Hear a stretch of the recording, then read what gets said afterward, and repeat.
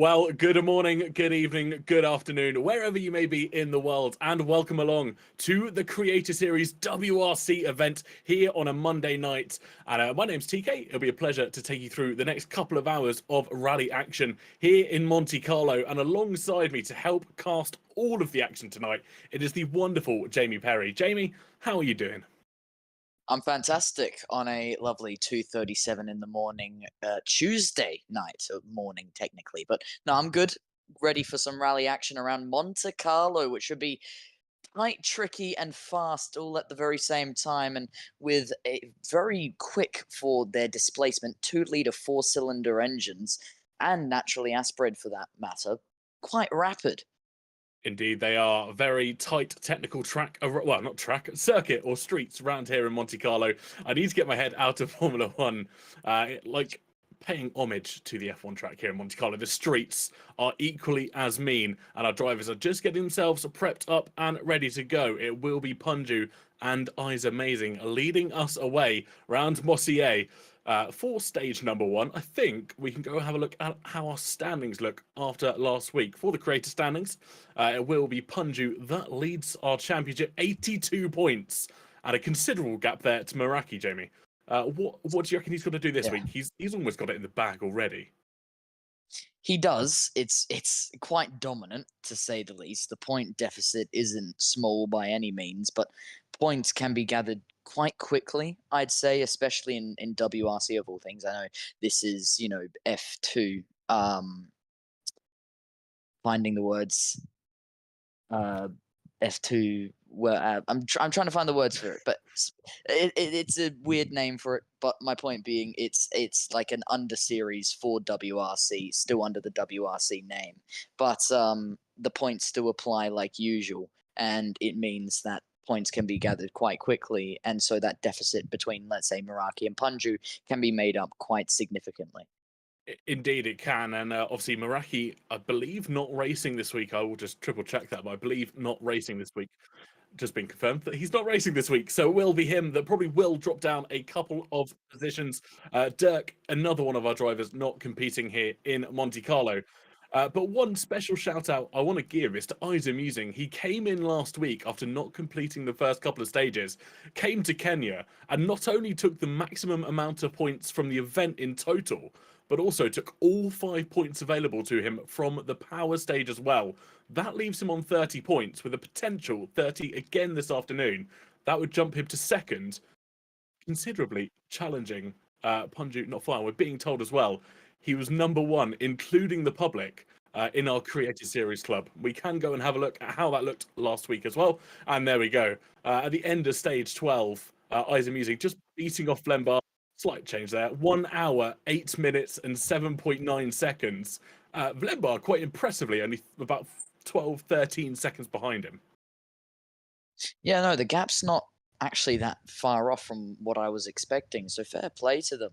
Um, Overall, Monte Carlo is a tricky circuit track. I need to get out of the F1 thing as well here, but I mean, to be honest, a 1 hour 8:20 is quite short for the amount of distance you need to cover. Yeah, indeed it is. And Kenya was quite a challenging and a grueling stage. I know myself, alongside a couple of the other commentators, producer Rob and Gareth, we saw last week, the week before, all attempted it. I didn't get quite far. I DNF'd about halfway through. But turning our heads to Monte Carlo, we have got our two drivers just about to head out onto the stages. I think running the stages is Punju and Monte Carlo, it's all around and Punju already flying through the section. To talk to you something we will see later on in the stages. How do we reckon that affects the driver's mentality going into this? Yeah, I have to admit, whatever you said for the past maybe 20 seconds sounded like a robot.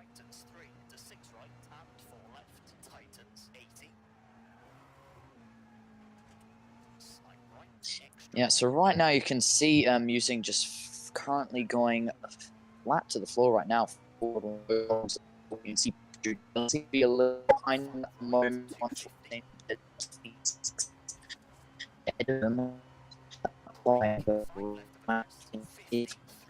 Yeah, I'll need to mark the corners, but make sure they keep up and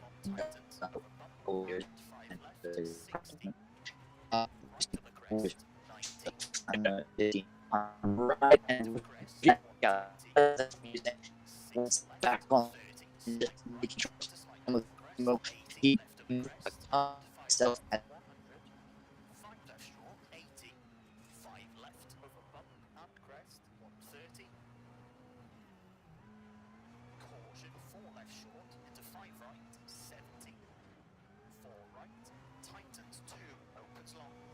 Apology.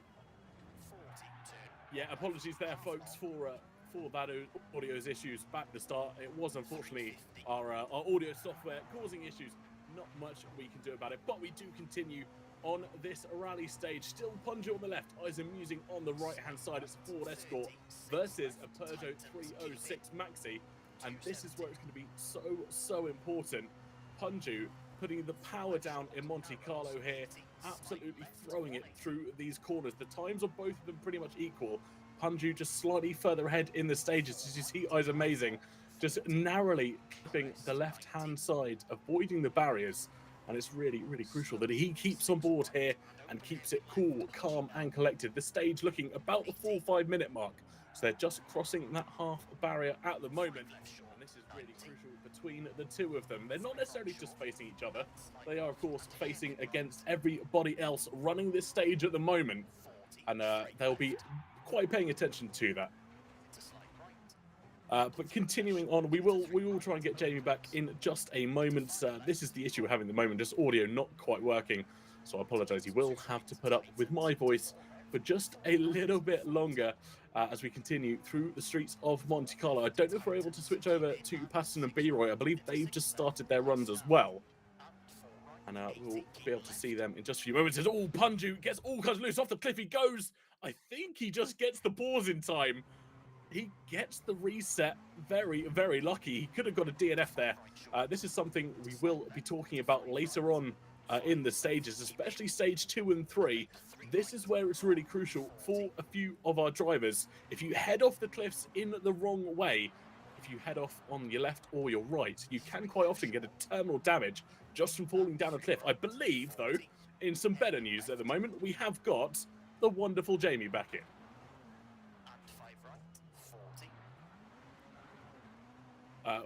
Haven't quite got him at the moment, so just bear with us one slight moment.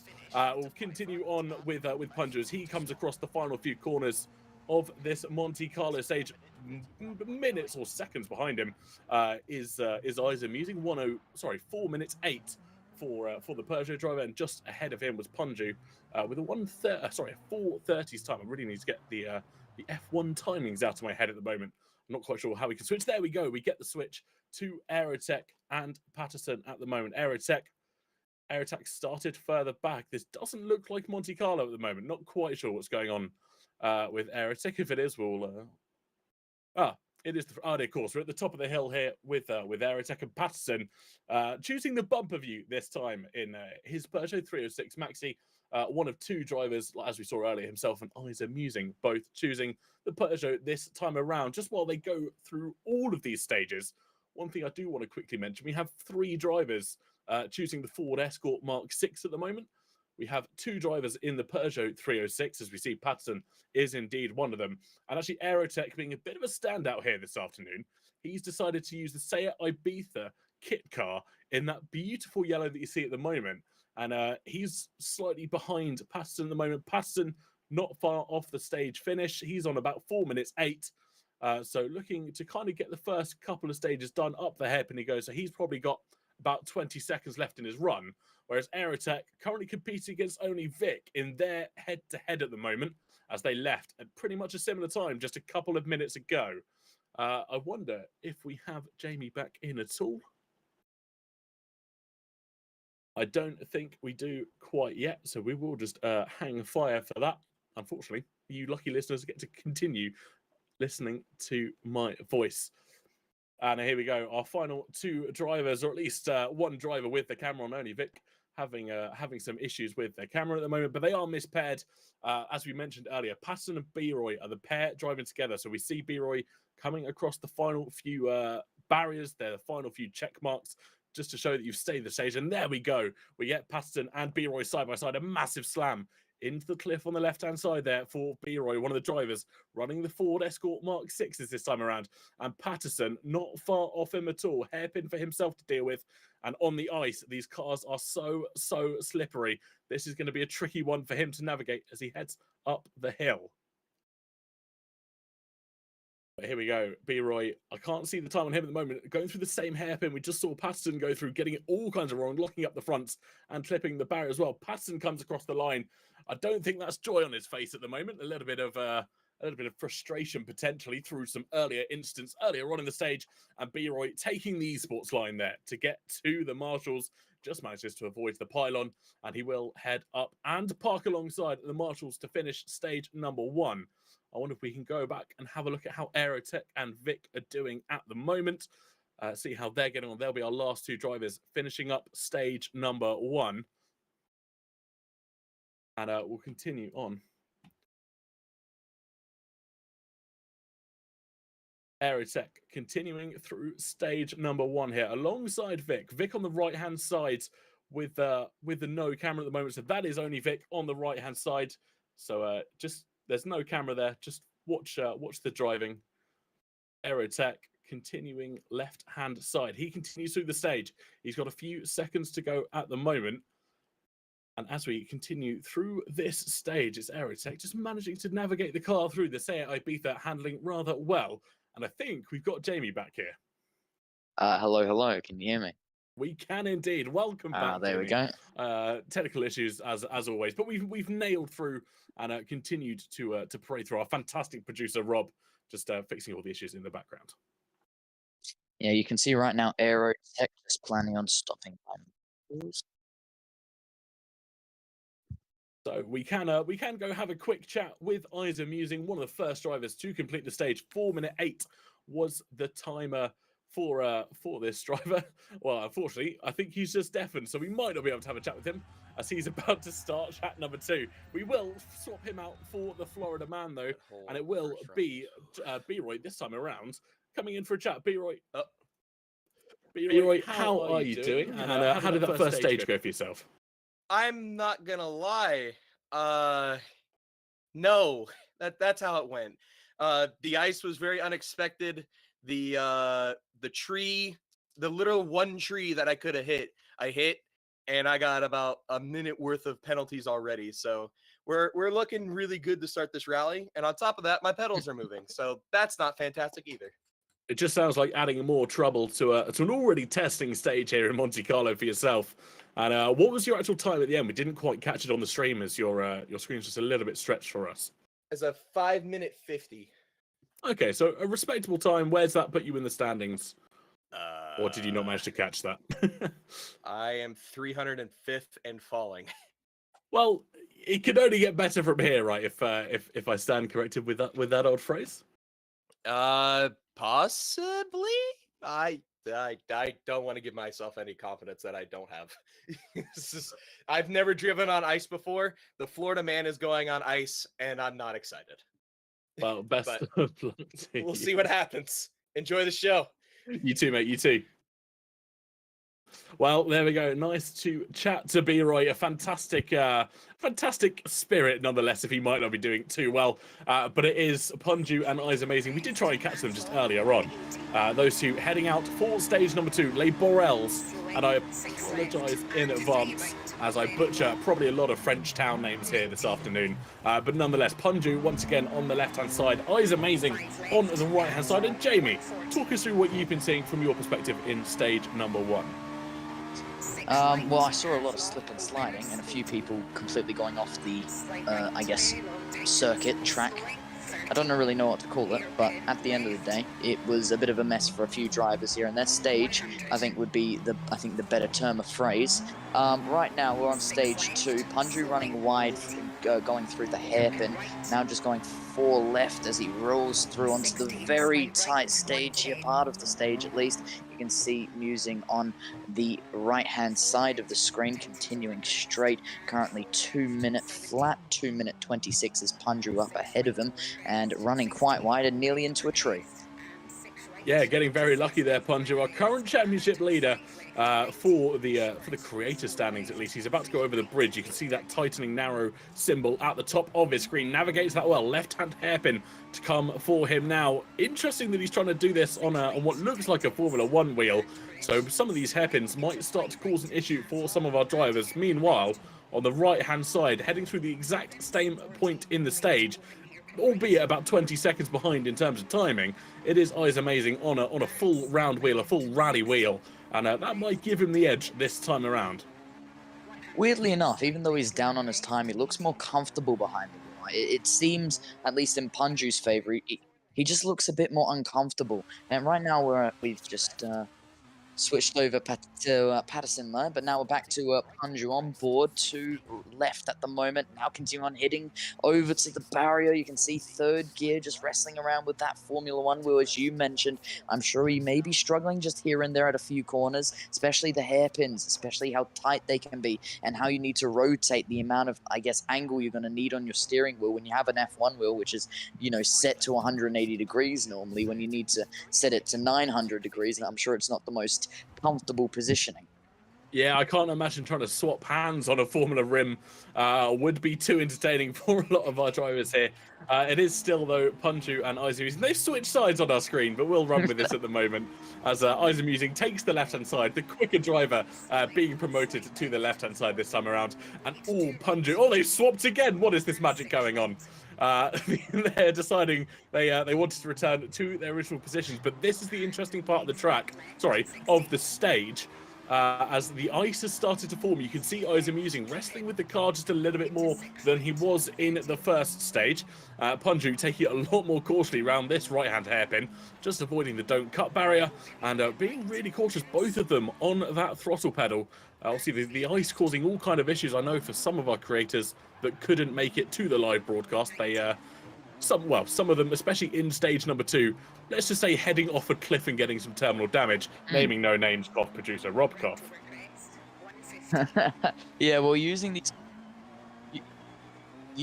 these four-wheel drive trains with the four-cylinder naturally aspirated engines, specifically on the fact that these are four-wheel drive, and now the fact that we can start to see ice glazing over the asphalt, it's just an added, I guess, trickiness. It's an added precarious situation for these drivers, who now need to try and make their way through tight parts of this stage, somehow keeping it on the circuit or on the stage without making any mistakes. And realistically, making no mistakes isn't possible. It's just trying to minimize it as much as possible to your extent.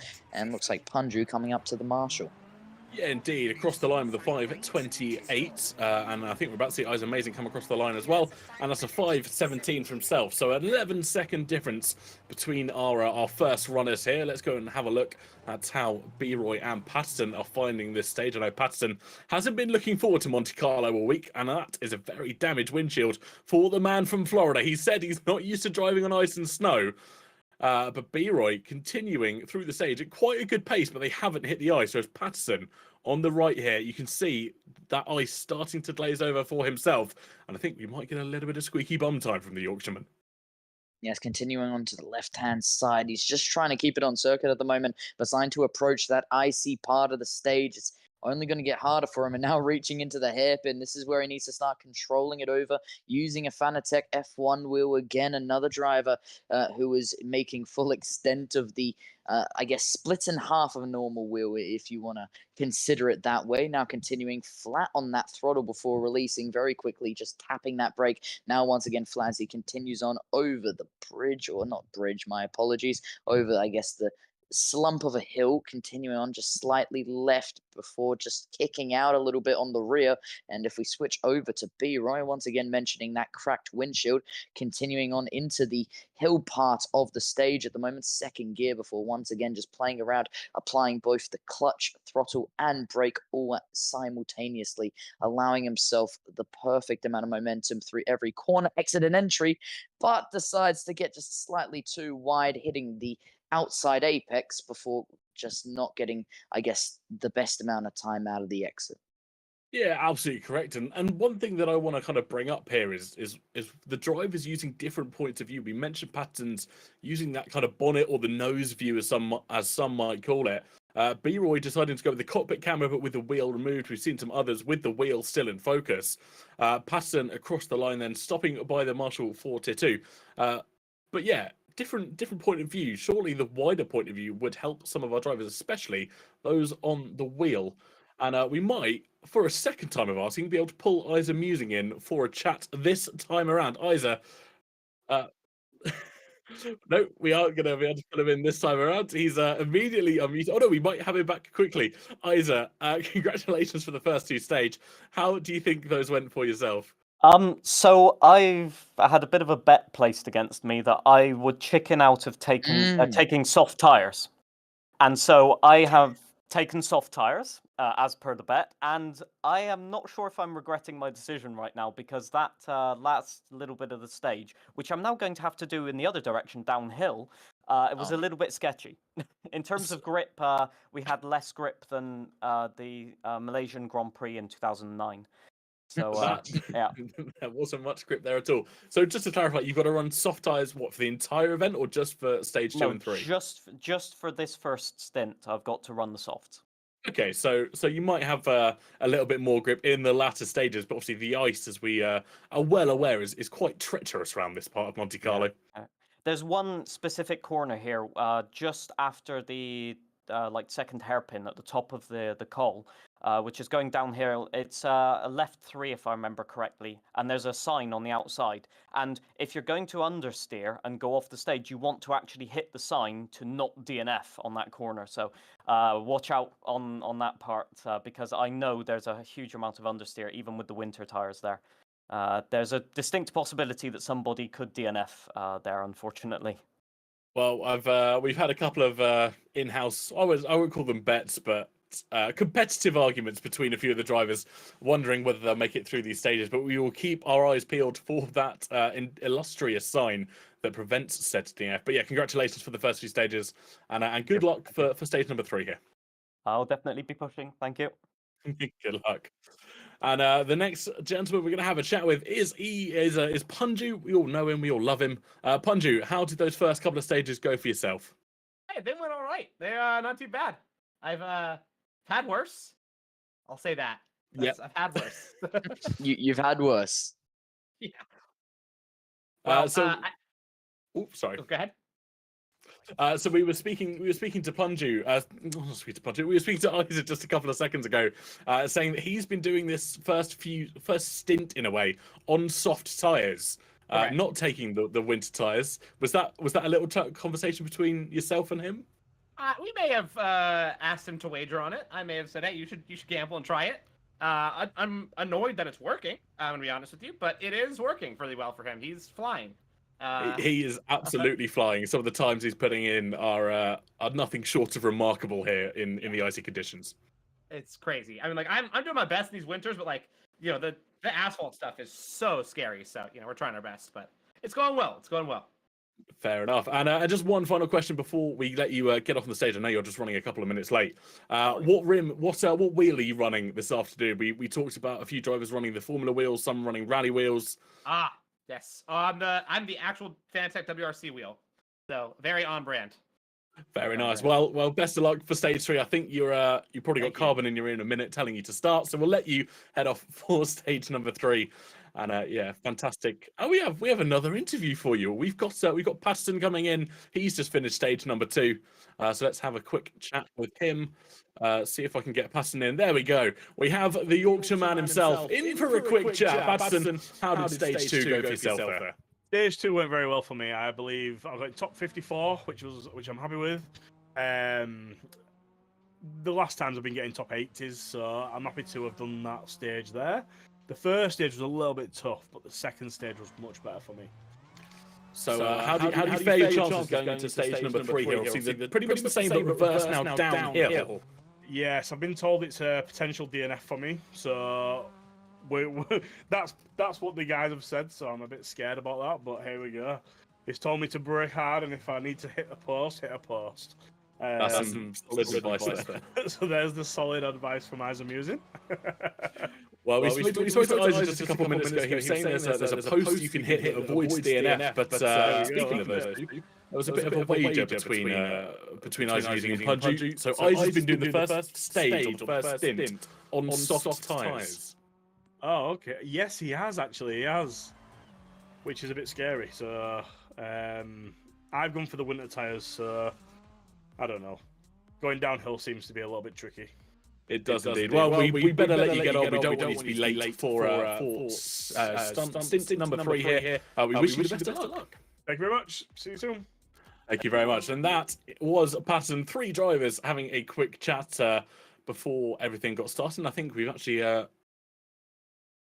we have got B-Roy out, so Patterson himself normally will head out together. I don't think it will matter, all due respect. B-Roy's taking a little trip through the grass there, just to start his stage. He did. He ran a bit wide, unfortunately not braking in time, obviously slipping and sliding on what looks to be a very icy asphalt, obviously covered in snow across the plains of grass here for the stage 3 around. I'm going to botch this. Ravin de Costabel, which I definitely have botched, so I do apologize to any Monegasque or French speaking people. Obviously, they speak the same language, but nationality speaking. Anyway, continuing on flat at the moment, 87 miles per hour before just having a slight kink there. And once again, just making sure to try and keep track of grip before going straight into a tree.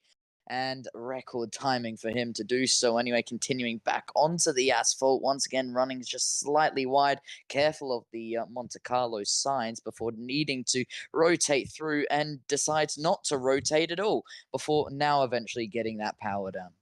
Indeed, really starting to struggle here is B-Roy as he heads down the hill. This could be really crucial for himself.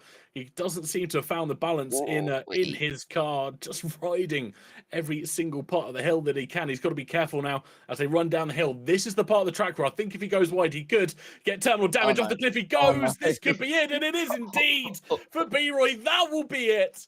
Stage 3 not completed, and it will be the end of the end here for B-Roy.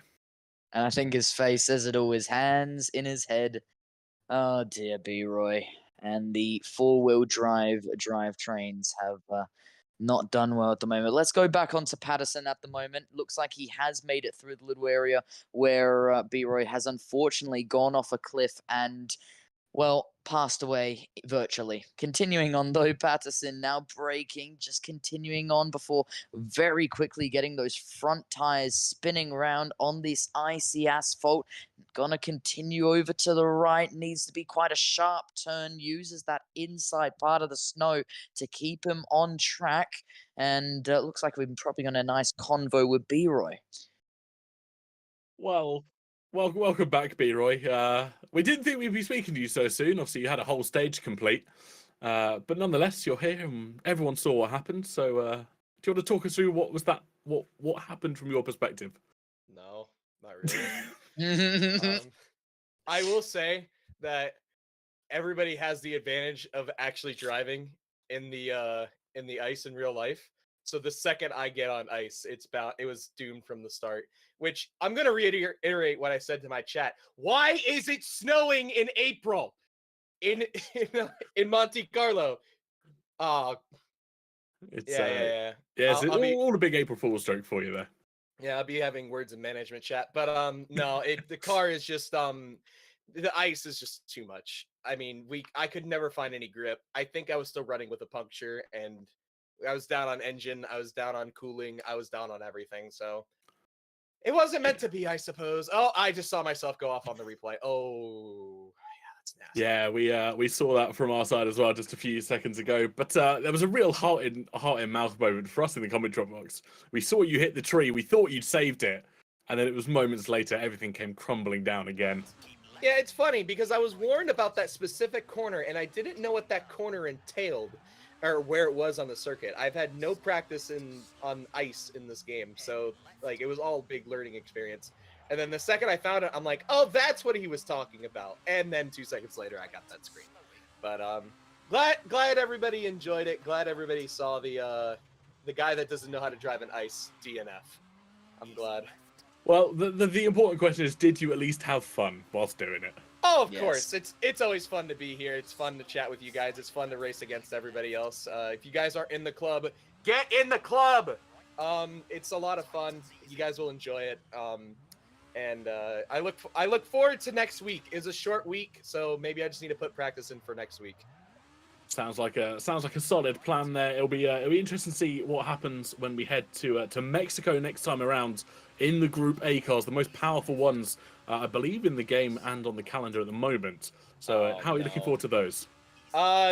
When you say more power, that doesn't enthrall me because I don't do well in higher power, I suppose. But no, I think it'll be fun. I think it's just gonna be, as long as there's no ice in Mexico in April, we should be okay. But you know what? I'm expecting nothing. I just hope I survive. I just hope I survive. That's it. Well, if you expect nothing, nothing can go wrong for you. But as the old great saying goes, with great power comes greater responsibility. Indeed, it does. Indeed, it does. Well, thank you, B-Roy, for taking the time to chat to us once again, and we look forward to seeing you next week again. Enjoy it. Enjoy the rest of the rally, y'all. See you soon. See you. Well, Oh, man. what a man indeed, taking it light-hearted. I know he would have been, well, we saw on his face he was absolutely gutted. Yeah. As we ride on board here with Patterson, as he's about to complete the stage that has taken out 1/6 of our drivers. Yes, he's looked quite competitive and actually super smooth at the moment. Yes, he's using that Fanatec wheel, but with no problems as he comes across that little checkered line. He's going to eventually stop at the marshals as he'll do so. But no, I was just kind of viewing him as we were interviewing along with B-Roy, and to be honest, that was one hell of a lap. I mean, 5:38.204. We'll have to wait and see until other drivers do eventually take their toll here for stage 3. But at least in the case of him, Nice, buddy. okay, maybe not as good as I was originally expecting. However, he looked overly quite smooth. So to be down there, maybe not as well as I was originally expecting. However, Patterson currently sees himself in P5. He'll be looking to try and score a few more points on the board. Indeed he will, and you mentioned how the standings look at the moment. He's currently P41, and bear in mind we have, I think, over 1,000 members in the Creator Series WRC club, so that will be everybody. That standing is against everybody that's currently completed the stage under the club's tag. So I think for P41, Patterson will be very, very happy with that result. He's only about 30 seconds off the top spot. I'm going to assume that's probably Vlemba, as it was in quite a few recent events. But everybody now has completed stage number 3, with obviously the exception of B-Roy. Only Vic, I believe, trying to find her on there. Aerotech 129, you can see on the left-hand side. So she's just found him. So yeah, I'd consider that a good run. He's about 35 seconds clear of Aerotech. Oh, we're also being told as well that that Only Vic finds herself in 169th position. So yeah, so Patterson, I think that just doubles down and reinforces the idea. What a great lap that was from him. Yeah, I mean, I think to be honest, I thought it was more of the Creator Series standings, but now that I've been enlightened with the fact that it's the entirety of 1,000 plus drivers in that, to get 49th is good, but then to get, what was it, 139th, 131st? 169th for Only Vic, and then it was, yeah. So obviously 169th for Only Vic, probably not the greatest position compared to the Creator Series competitors in overall stance, seeing that there's 1,000 other drivers on the line. I guess it's not so bad, but yeah, considering some things, it looks like Punju, just from what I've seen on the screen there, squeezing in some repairs.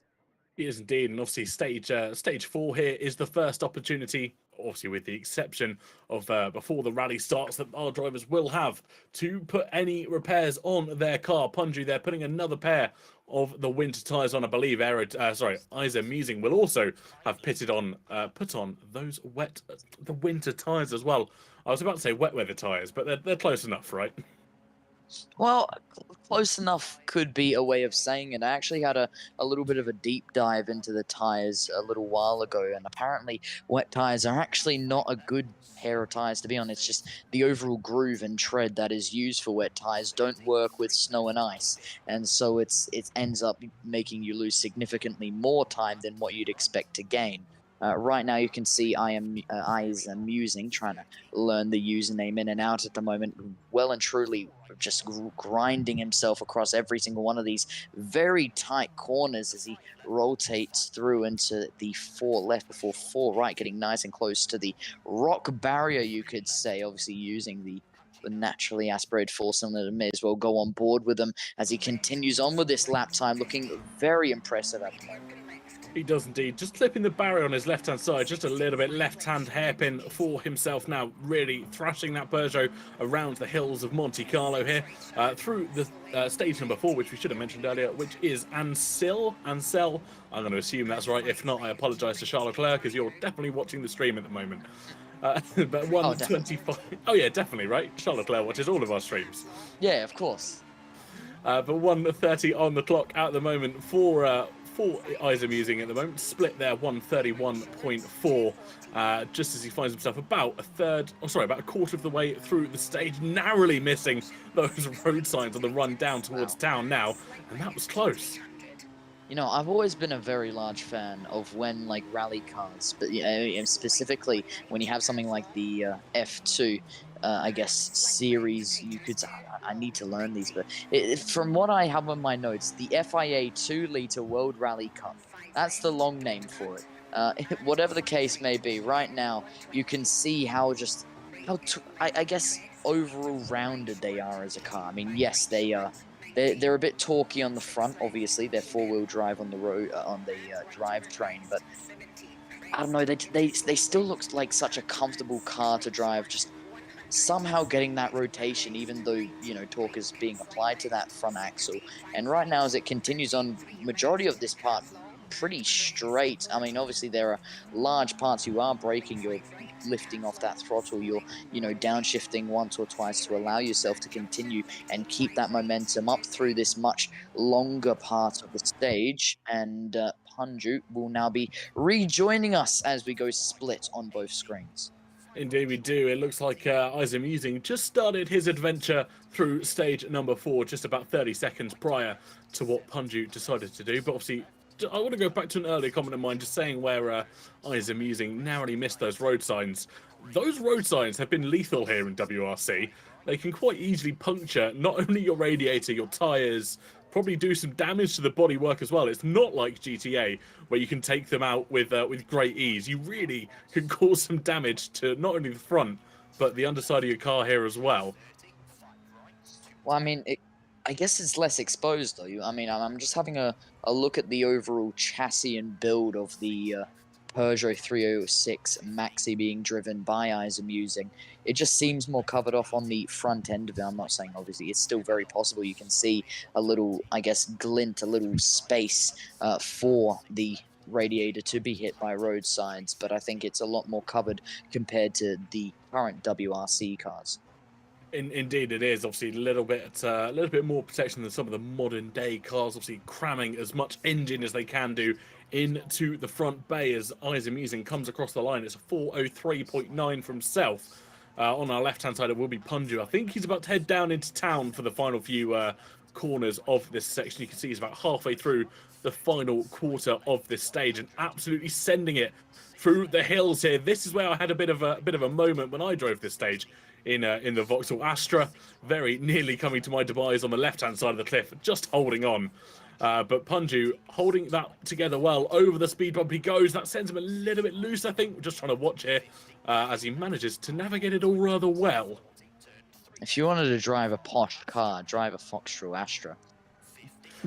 Anyway, Punju currently with the Ford Escort Mark 6 Maxi, just starting to approach that checkered sign, and he does so exactly at that point. It's going to be a 4:38.01, and sees himself stopping at the Marshall. Right now, I believe slower than Eyes Amusing. However, I could be wrong. I need to recheck that, but I'm pretty sure he was low forwards, right? Yeah, you're absolutely correct. Eyes Amusing actually leads the stage. You can see on the right-hand side of your screen there, Eyes Amusing leading the Anseal stage with a 4:03.8. Just beats off Lembar by about 700ths of a second. And I think we'll be able to get Punju and Eyes Amazing in for a quick chat as well. We will try and get Only Vic and Aerotech in at some point. They're being quite illustrious in terms of wanting an interview. They have. They've stayed silent, potentially because of disappointment, potentially because they want to stay focused, whatever the case may be. But you know what? We may as well take 2-on-1 here. Eyes Amusing and Punju may as well have a double conversation. Hey. Boys, what a run for stage number 4. How are you feeling after that one? Turns out I'm winter feeling- tires work better. Who would have thought? Yeah, I was gonna say shocking, the same shocking. thing. Well, Yeah, those snowy tires Clean. clearly working better than the, I guess not the dry tires, you could say. I mean, still obviously having tread. This isn't Formula One with the slicks, but how did it feel now having the snowy, icy tires more towards your advantage? Was it a lot more of a comfortable drive, or is it still a bit slippy here and there? Actually, less. Yeah, so they're not full studded tires. They're just like a slick tire with a few studs in them. Well, a couple of hundred, but they're not like a Sweden tire where it has like Yeah. 300, 400 studs. Yeah. And the problem is it's like a compromise between grip. You don't have excellent grip on the snowy sections, but on the tarmac, it's really sketchy. And I realized halfway through the stage, my setup is way too oversteery and feels a bit like F122. And so I was like, let's just play it a bit calm through here and get through the stage. But this is a stage that I really like. It's flat out, just amazing feeling in these cars. They're so lightweight and you can just push flat out. So it's like a blend of groove tread, but at the same time, there's still studs here and there throughout the tire. It's like a blend almost. Indeed. What about on your side, Punju? I mean, obviously we've had a bit of a conversation here with Eyes Amusing, but obviously slightly slower than the man who is right now virtually sat next to you. Overall, how did you feel for yours? I mean, honestly, it felt pretty good. I see where, like, I think there are some stages where I'll get on and I'll be like, there's no way that somebody could be faster than what I just did. I was peak, right? But then they're always faster. But this is a stage, and this is a track car combo especially, that I can feel where people can be faster. So I get it. Like, I see it. And that's what's so frustrating. It's like, I know how to do it. I see that it's possible. I just can't execute to get to that quite next level. However, I think I'm executing at basically the best that I can do at my current skill level. So I'm feeling pretty good. I mean, the drivetrain, front wheel drive, so a lot of the, I mean, all the torque goes towards the front axle. When you're rotating the car, does that make anything a bit more difficult to control by any chance? Oh yeah, a lot. You have to be. I learned this one from Ambient Mike. It's all about left foot braking like crazy. He's one of the guys who's up on the leaderboards as well. You left foot brake like your whole way around the corner, like you're mid corner and you're still 40% on the brakes all the way through. Because otherwise, you're, if you think about it this way, when you're accelerating, you're pulling all the weight off your front tires, which means they can't grip. And if you're braking too hard, you're putting too much weight on the front tires, which means the rears have nothing to give. So you're basically trying to balance it out the whole time and try to keep yourself neutral. And also, using a little bit of throttle while you're on the brake stops the brakes from locking up so much as well. So you can, if you get it right, it can go very wrong as well. I've had the experience of that. But if you get it just perfect, you can actually go around the corners a lot faster and not lock up. But it requires a lot of practice. You won't master it on the first try. Well, fair enough. I'm only going to assume there's no brake balance to help with that. So it's just about managing that throttle and braking. If you put the brake balance to the rear in these cars and do the throttle technique, as Punju described, it actually is quite manageable because you got the locking up of the rear, but also the throttle just balances the front out. It works actually really well. Yeah. Well, there you go. Oh, there we go. And thank you both for taking your time to chat to us. Just one quick comment before you go. I know you've got to get on with stage number 5 here. We did have one DNF in that stage. B-Roy did end up over the hill with some unrecoverable damage. Oh no. Yeah, we heard he went off on the corner, as we call Oh, it. Rob, no, you know that one. exactly which one we're On talking about. the corner. The corner. Capital It's- T-H-E.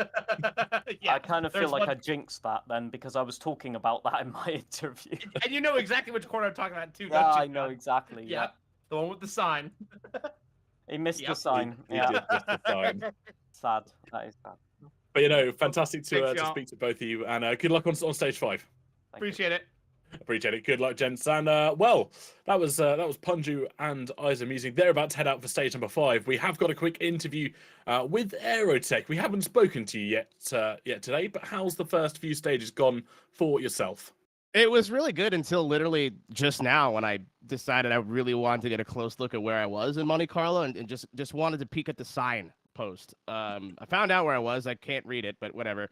Yeah, it's been a lot worse than I thought. We're on winter tires. It's front wheel drive too. So I was like, okay, I'm Canadian. I've driven in the winter. This is fine. But like, there is no grip when you hit the ice. Nothing at all. I made some adjustments in the service, and it seems to be a bit better now. But then I crashed. So now we're just gonna see if I can deal with that. Yeah, it's certainly a difficult challenge. At least you're still on the track, though. Obviously, B-Roy not holding the same fate as yourself. One question I do have for you though: what made you choose the Seat Ibiza this time around? You're the only driver running it in this stage. So last time I was here, I went with a Zara, and I just was like, hey, everyone's picking this. I'm gonna not do that, and it worked out pretty good. I know the Ibiza was a pretty successful in terms of championships in F2 for its time. I know it wasn't so good on gravel compared to the French cars, but I don't know. It's like, you know what? If I'm last and going really slow, at least they got a different car to pan to. So, yeah, just figured I'd try something different and see if it worked out. And I wasn't Yeah. brave enough to do the VW. No, fair enough. The VW is, I don't think anyone's run the VW this time around. But yeah, obviously yourself running the Seats, and we wish you the best of luck with stage number 5. It's a long name that I'm not going to try and pronounce because I think it's city to city. But yeah, best of luck with your remaining Yeah, stages. I'm gonna give it a go because why not? I speak French. that- I could give it a shot. Oh, Go on. We Right. may as well get it from you because I'm going to absolutely botch it. This is the one time being Canadian's ever been useful. If it wants to load up today, here, now. Potentially. there we go. Saint-Léger, and then that's it. That's fine. That's all we need. But Thanks. yeah, best of luck with the next stage, mate. Merci beaucoup. Merci. Au revoir. Well, there we go. Spoken to Aerotech finally. That leaves us with one driver that we will speak to at some point. Only Vic, who's hiding out in her own little VC away from everybody else. So maybe not quite. Maybe running a little bit more competitively, shall I say, than a few of our drivers. But it is here, Aerotech, running out through stage number 5. Saint-Leger, as he did say, there's a lot more to it. But I won't botch any more French this afternoon. Up the hill he goes. And Jamie, just for yourself, he joined in late a couple of weeks ago, only getting the game downloaded, I think, as we went live. This time around, he's got a little bit more prep, and he's not running too slow indeed.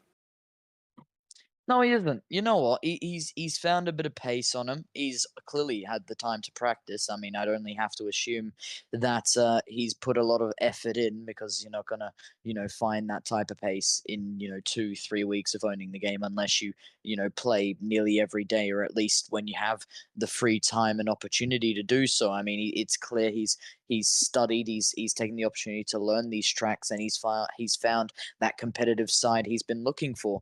Right now, continuing on a minute 3 into stage 5 here, as we won't continue with the name, only Vic, obviously no face cam at all, just straight focus at the moment, as we've also mentioned, not currently in the waiting room VC, just making sure to have her head down. Oh,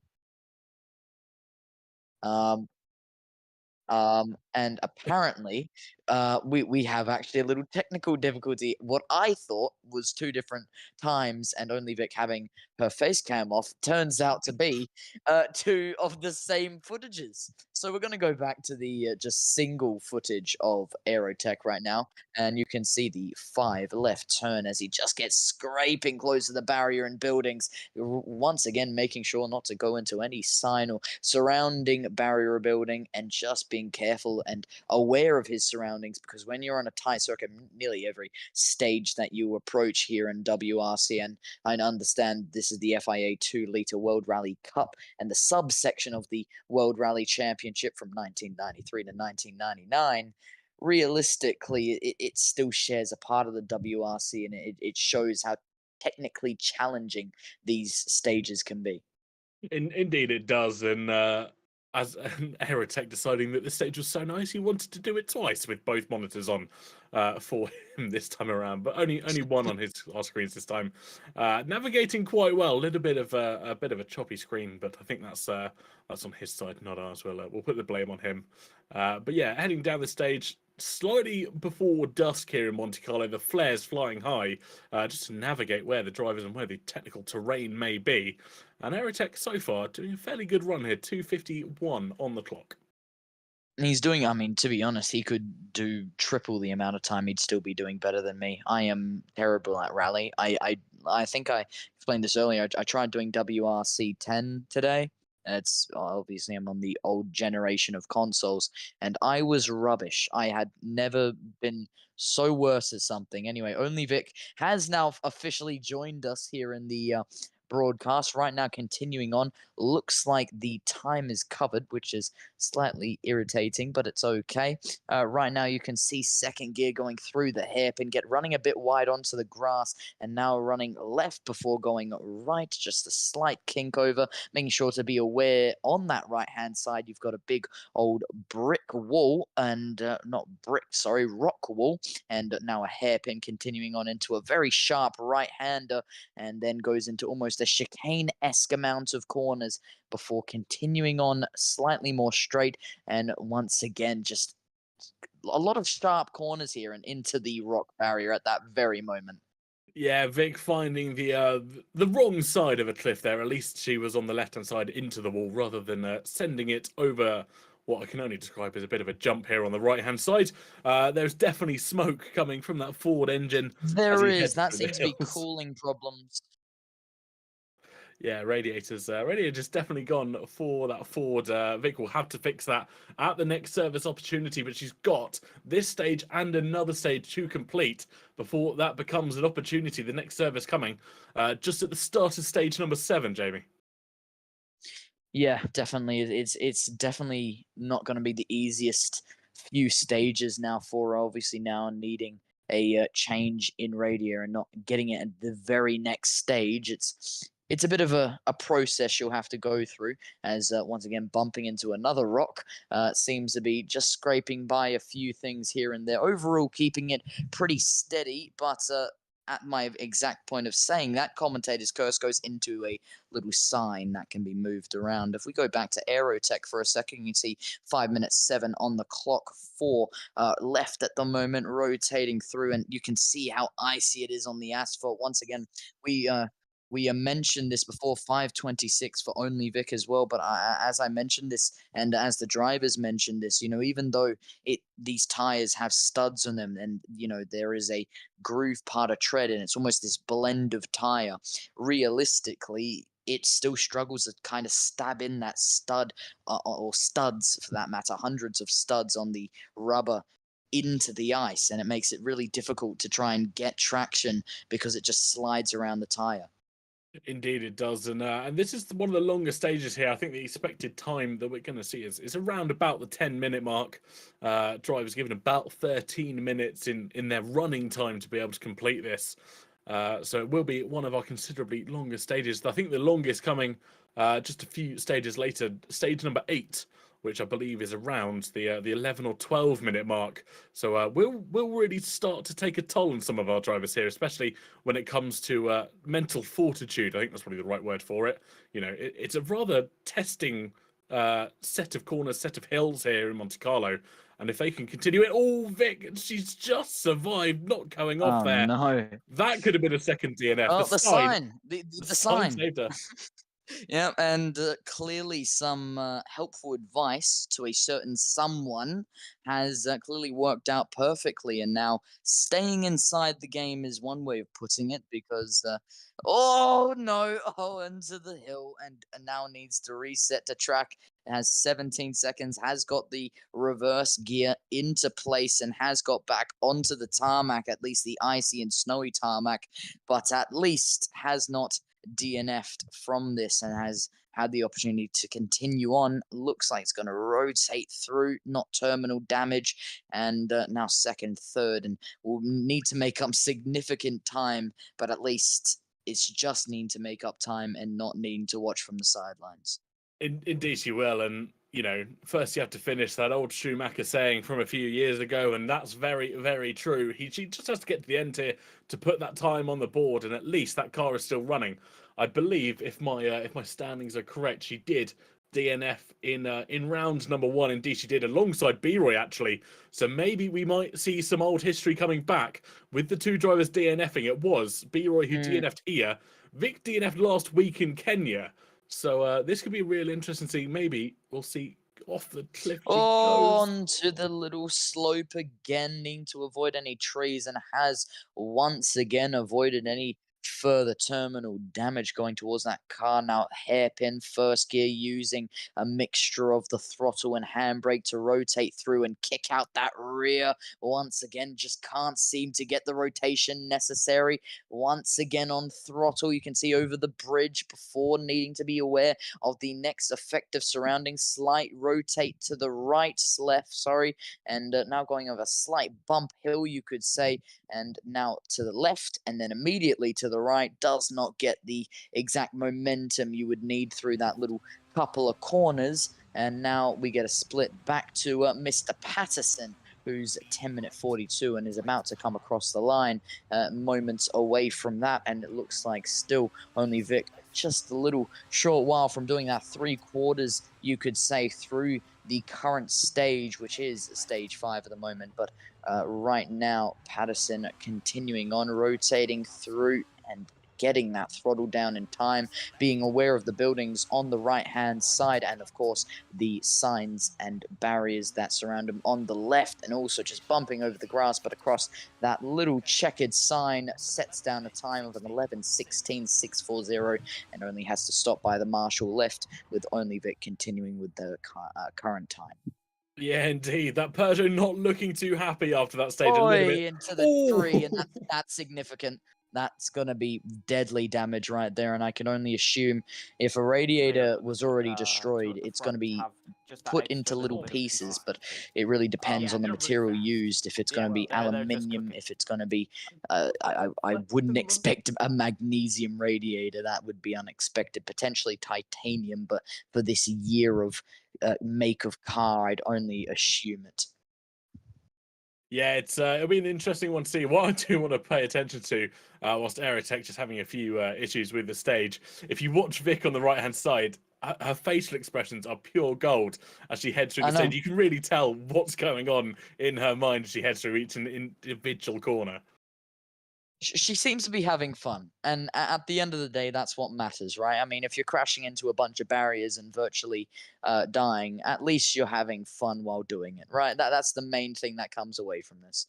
Exactly Obviously needing to somehow control 294 brake horsepower at 8,750 RPM, and it doesn't help that those front, the front axle using the four-wheel drivetrain has a torque of 245 Newton meters at 6,750 RPM of torque, and scrapes just avoiding that tree, and once again almost displaying some hand signals. If you had a look at that face cam, just showing where she may have been able to find some further improvements and not run wide, potentially going into another barrier and tree. And notice how I said another. Yeah, it was Vic managing to keep it out the tree this time around. Where, meanwhile, on the left-hand side, we did see Aerotech just crashing into one of the metal pylons that are a little bit more redundant to move out of the way than your typical tree.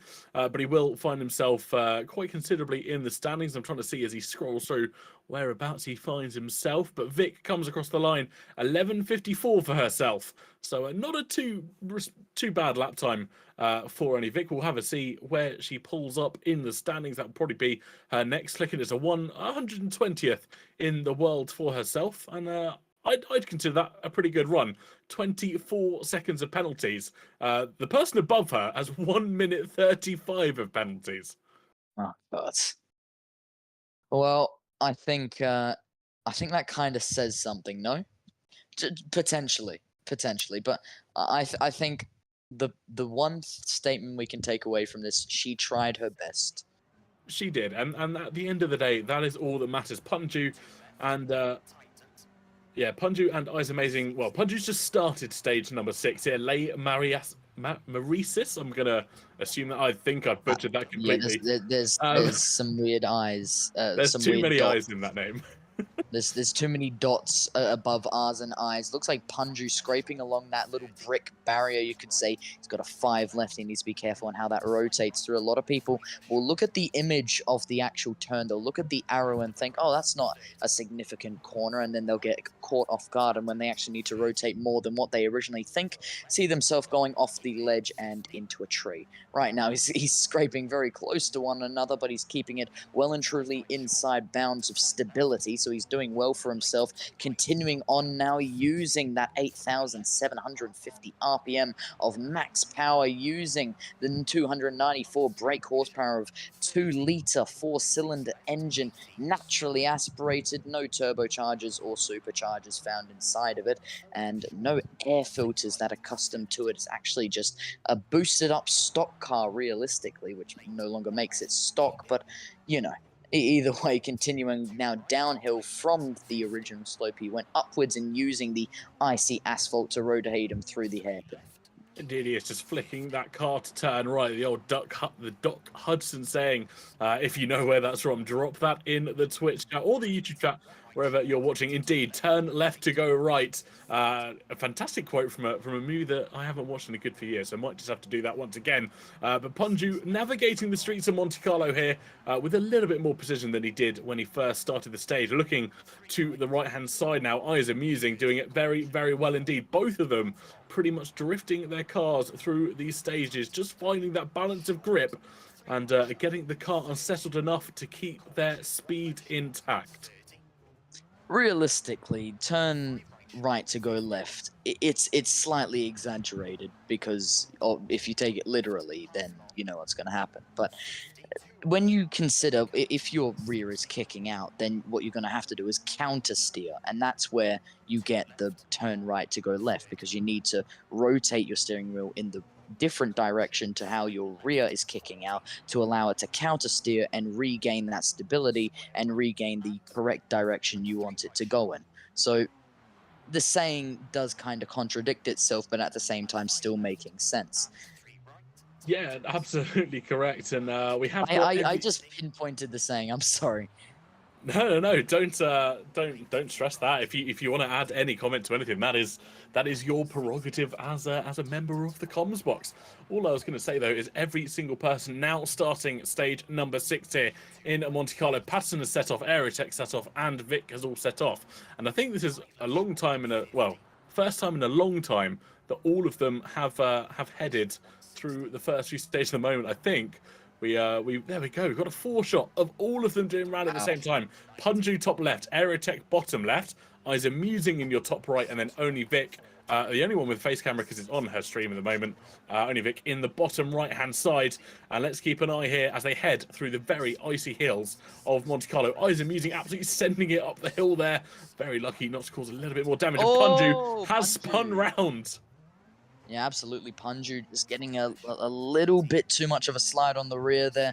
The icy asphalt would not help in any case of the word there. Just needing to keep the car swaying left and right, keeping it stable for the most part. But Punju, I'm sure, will be slightly out of sync just over on the focus side of things. You know, when you're rallying and you're kind of focusing on all the co-coms that come at you, because there is a co-driver that gives you a bunch of communications on how much of a rotation will be needed, the angle of a corner, if you're going to go flat, the gear, the overall these types of things, right? So when you consider something like that, the driver can just start to lose some of that focus. They become unprepared, and by the time you know it, all of a sudden they're into a tree and they're out.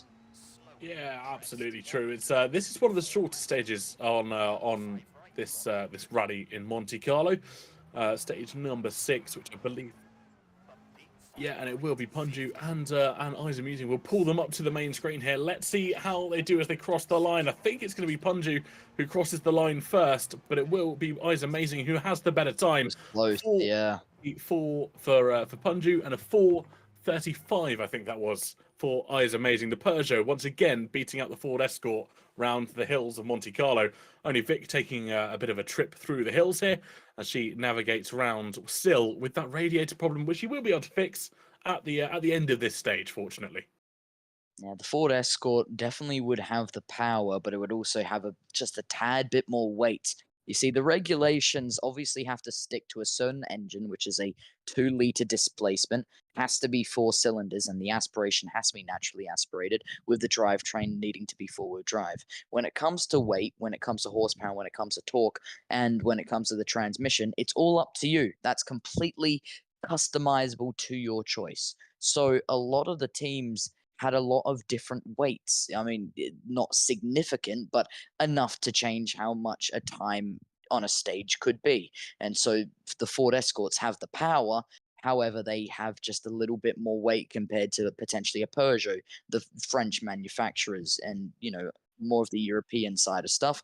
And looks like a 518 for Eurotech. Indeed, it was Aerotech there getting a 5:18. Only Vic not far off the stage finish. She's got about a third of this stage to go, and I think, yeah, she's coming up on a part of the racetrack where you can get that terminal damage. But if you look on the right-hand side of your screen here, Oh no. there is definitely gearbox damage for only Vic.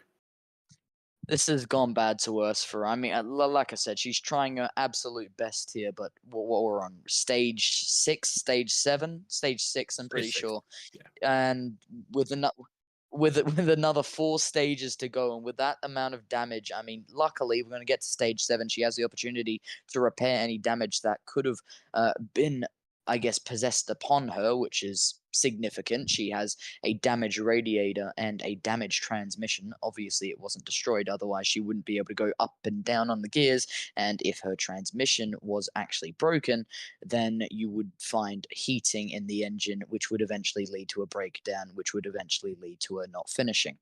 But looks like on this case, everything's still running at least suboptimally. Oh no, that's not very suboptimal on the track. A reset penalty of 5 seconds, but once again keeping on. Yeah, it was all going so well for only Vic. She had one more corner, I think, to navigate with, or a couple more corners to navigate with. The left-hander here across the line for herself for 5.50. I really need to stop thinking of F1 times, expecting about a 1-minute stage time, because it's not going to happen. But getting that Ford Escort across the line quite well, and doesn't actually look like it has too much exterior damage. Unfortunately, most of it coming on the inside of the car, the gearbox and the radiator, as we previously mentioned, finds herself once again in 120th place on the leaderboard standing at the moment. Just 9 seconds of penalties for herself this time around. I wonder if she'll undeafen, and we might be able to get an interview with her this time. Yeah, absolutely. So hopefully, if we do get an opportunity where she does undeafen, which is a bit of a 50-50, but if we do get an opportunity to interview her, as you can see, if you have a look in the bottom right corner, you will see she is chowing down on some chips, and we're going to get a better view of that. And it is cheesy chips. You can see potentially some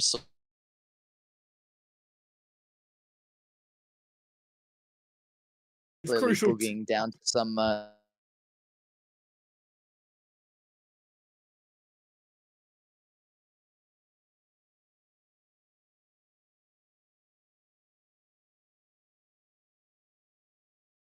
And we're silent? Question mark. Okay, great.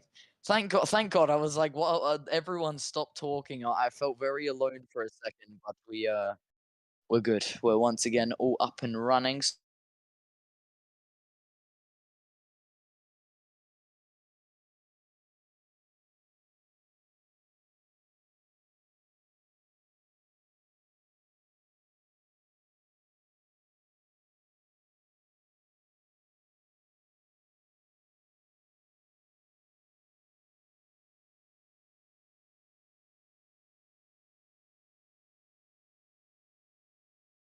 Ooh.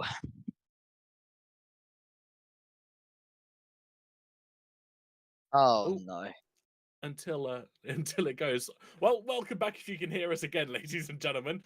We didn't have TeamSpeak unmuted just for a moment there, as we did switch our audio platform across as Discord once again didn't like us here in the Creator Series. Well, I'll tell you what. B-Roy is trying. He is. He really is trying to get Two, through these but stages. damage is high. It is. Just managed to get through at the moment. He's managed to navigate fairly well, although losing the hood Message. of that Ford Escort. But as we head through Can you the not hear me? stages, continue. We can still hear you briefly, but Okay, good. you are cutting in and out ever so slightly No. as he goes once again. For those of you in chat, apologies if you can hear the slight cutting in and out. We are trying to mitigate the issues. One of those things that sometimes we can't do much about. And we'll go back onto the screen then. Back to our rally drivers here in Monte Carlo. It's Punju and Isa Musing once again. It's stage number 7 here. Bassi de Petronel for the two drivers. It's Peugeot 306 versus Ford Escort once again. And then continuing through the stages, these two are where it is really at. They've been competing all night for the fastest few stages. And once again, Isa Musing, absolutely locked in, focused. You can see his eyes just looking at that screen, not a single other thing being a distraction in his mind at the moment. Punju having a little bit more of a journey through the snow here, getting a little bit more distracted as he drifts his car around the corner absolutely beautifully for himself that time around. Isa Musing on the right-hand side of your screen, currently at a 2:40, so pretty much both of them starting their stages at an identical time. And I'm trying to see if we can get some delta between the two, and I think Isa Musing ever so slightly ahead. You can see the progress chart on the left-hand side of their individual screens. We wait and see as they cross the split line to start section number 4 here of this stage number 7. That's a bit of a complicated bit of numbers for you, and I think it will be Isa Musing who will cross that first, just a few seconds clear of Punju at the moment. Punju having a good time just drifting the final few corners here. And both of them navigating it fairly well indeed. A lot of ice on this part of the track as they run up the hill once again. So they will have to be cautious when they do this stage in reverse, I believe, in just a few moments' time. And that will be the one that could cause them some issues, some more adventures off a cliff for some of our drivers. But it is still these two running at the moment. Patterson, further back, has started his lap time as well. Or, sorry, his stage time as he starts stage number 7. We are just waiting on only Vic and Aerotech. Vic just obviously getting those mid-stage snacks in, which is very important to do. Got to keep your athletes fueled and ready to get prepared here for their stages. As Aerotech does indeed start his stage. The fantastic Carbon Shadow in the background, helping us with all our timings. So massive shout out in the chat to him as well. We genuinely wouldn't be able to run this from a commentary side without him. He does so much in the background, letting us know when drivers have started stages, letting the drivers know when to start their individual stages.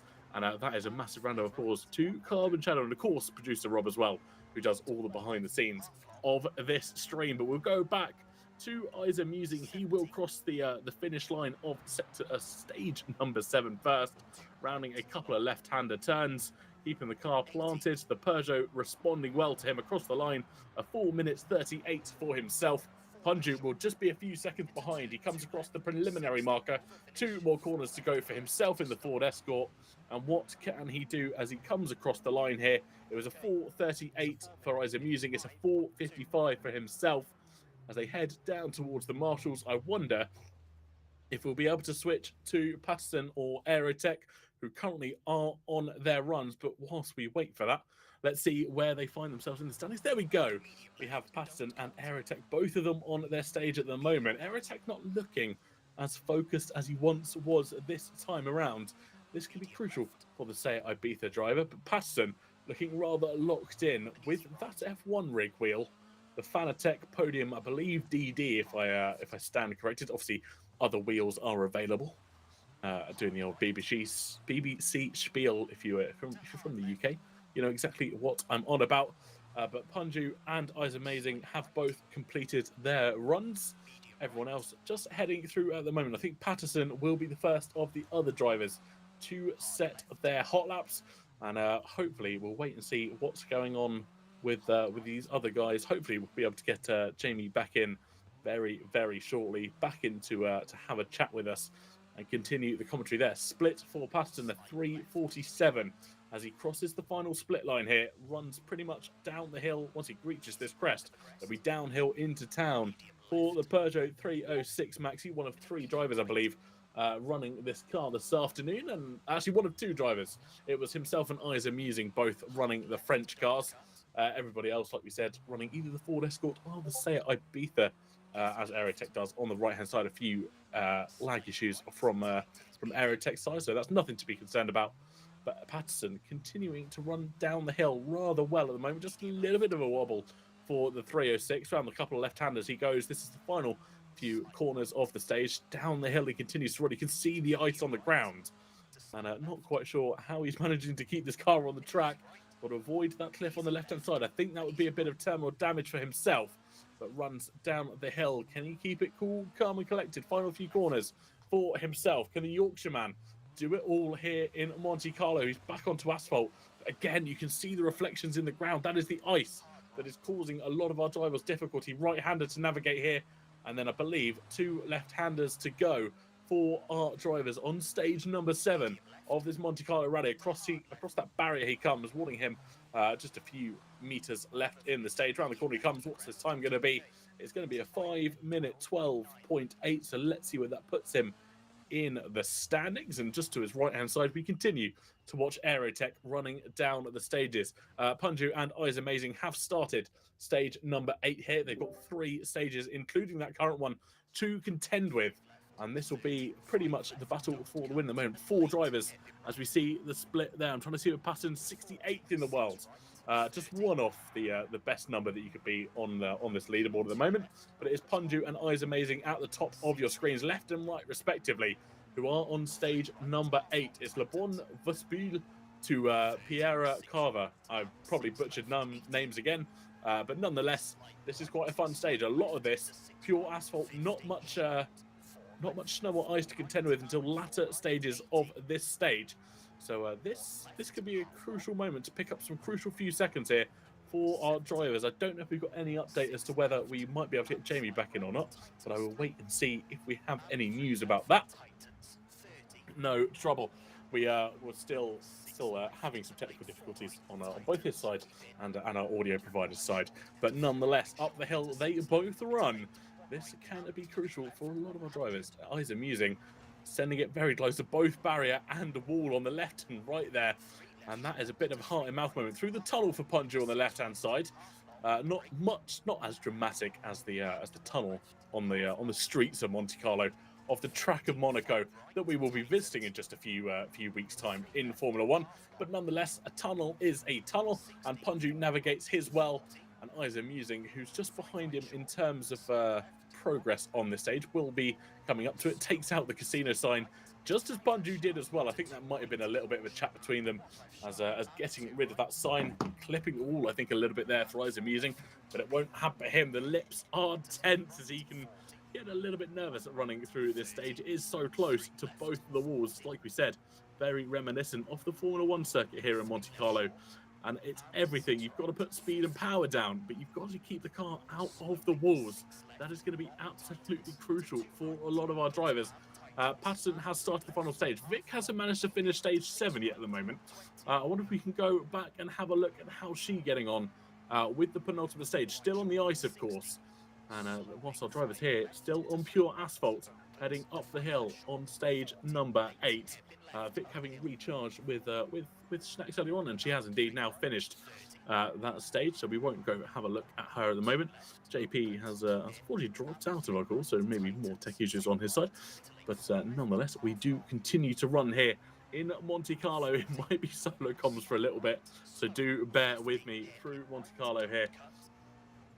And Punju and Eyes Amazing doing a fantastic job of navigating here. A little bit of a clip of the barrier for Eyes Amusing in the Peugeot. Up the hill he continues to run. There's pretty much less inches between himself and both walls there. Just a little bit of a flick of the wheel to avoid running into. And one thing I want to note here, if you look at Punju on the left-hand side of the screen, that red light on his effective dashboard indicating that he does have a radiator problem, or at least a damage to his radiator. So maybe Punju not finding the right line through the hills of Monte Carlo here as they run up the hill for himself. Radiator causing damage. It won't be too much of an off-put for Punju at the moment, but definitely a word of warning not to get too much more damage. This is a rather long stage here as we run down stage number 8. I believe this is the longest stage on our round. It's actually going to be about an 11-minute time at the moment. I don't have how long it's going to be. Actually, 11 minutes is the world record time here on this stage, so that could be a bit of a crucial one. They're given 16 minutes to finish. I reckon some of our drivers might run over that ever so slightly. We're doing good here in the commentary box, continuing. I'm just going to have a quick water break whilst we see our drivers head up the hill, but nonetheless continuing to tackle the streets of Monte Carlo rather well. I think I might have unmuted myself to the stream, so I can actually talk to you if you wish to, TK. Oh, let's hello. do that. Let's have a chat to producer Rob. So we've currently got JP trying to connect himself onto TeamSpeak, which is proving to be problematic on iOS because Discord has completely given up the ghost this time. So apologies. I'm hoping that what's been shown on screen has been good because I've not been looking at it and just switching at your request. So yeah, it looks fine on my screen. So okay, good. I'm hoping that JP's now joining on to be able to push his microphone through TeamSpeak, but if not, we'll continue as we are just for a little while. Yes, we're continuing through. Everyone now has started stage number 8. I wonder if we can go have a look at Patterson, how he's running through the stage. Let me just go to wall 4. Yeah, let's go to wall 4. That's probably the easier way. Punju top left, Eyes Amusing top right, Patterson bottom left, and Aerotech on the bottom right at the moment. Unfortunately, it looks like JP will not be able to join us on TeamSpeak.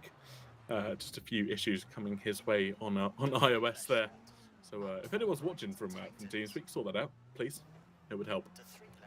Had a Rift Blondie raid. Well, that's a tongue twister, isn't it? Well, we've been dealing with these technical issues, so thank you very much. If anyone can give a shout out, I'm not sure if we've actually got them enabled on this channel, but if they can, that would be great. JP, I'll tell you what we can do, assuming that you can hear the broadcast. Try popping back on Discord and we can try to reconnect you over there. Lovely. So we'll run with that for the time being. Well, you can do some rally. Yeah, we'll do some rally. Welcome in to all of those that raided in from Rift Blondie's channel. You joined us here for WRC action in the Creator Series. As we have been for the past few weeks, we find ourselves in Monte Carlo here for round number 4. As before, our drivers get themselves prepped to head to Mexico next week. I know B-Roy's mind will definitely be on Mexico now, as I think we saw him doing some practice earlier on. But for everybody else, the 5 drivers that remain, we can see on screen Punju, Eyes Amusing, Patterson, and Aerotech, and only Vic is our current driver off screen. Those drivers all focused on... oh, there we go. We have only Vic in the bottom right as well. Those drivers are doing well to navigate through the streets and the hills of Monte Carlo through what has been a rather complex bit of journey.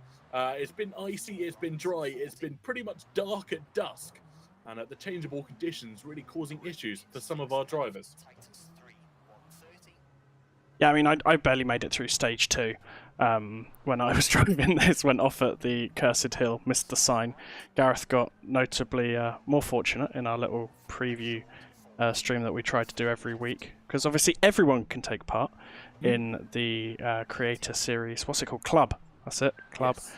And post some times on the board. I was hoping to overhaul Gareth after he beat me last week, but unfortunately it was not to be. I decided to take a rapid trip off a cliff.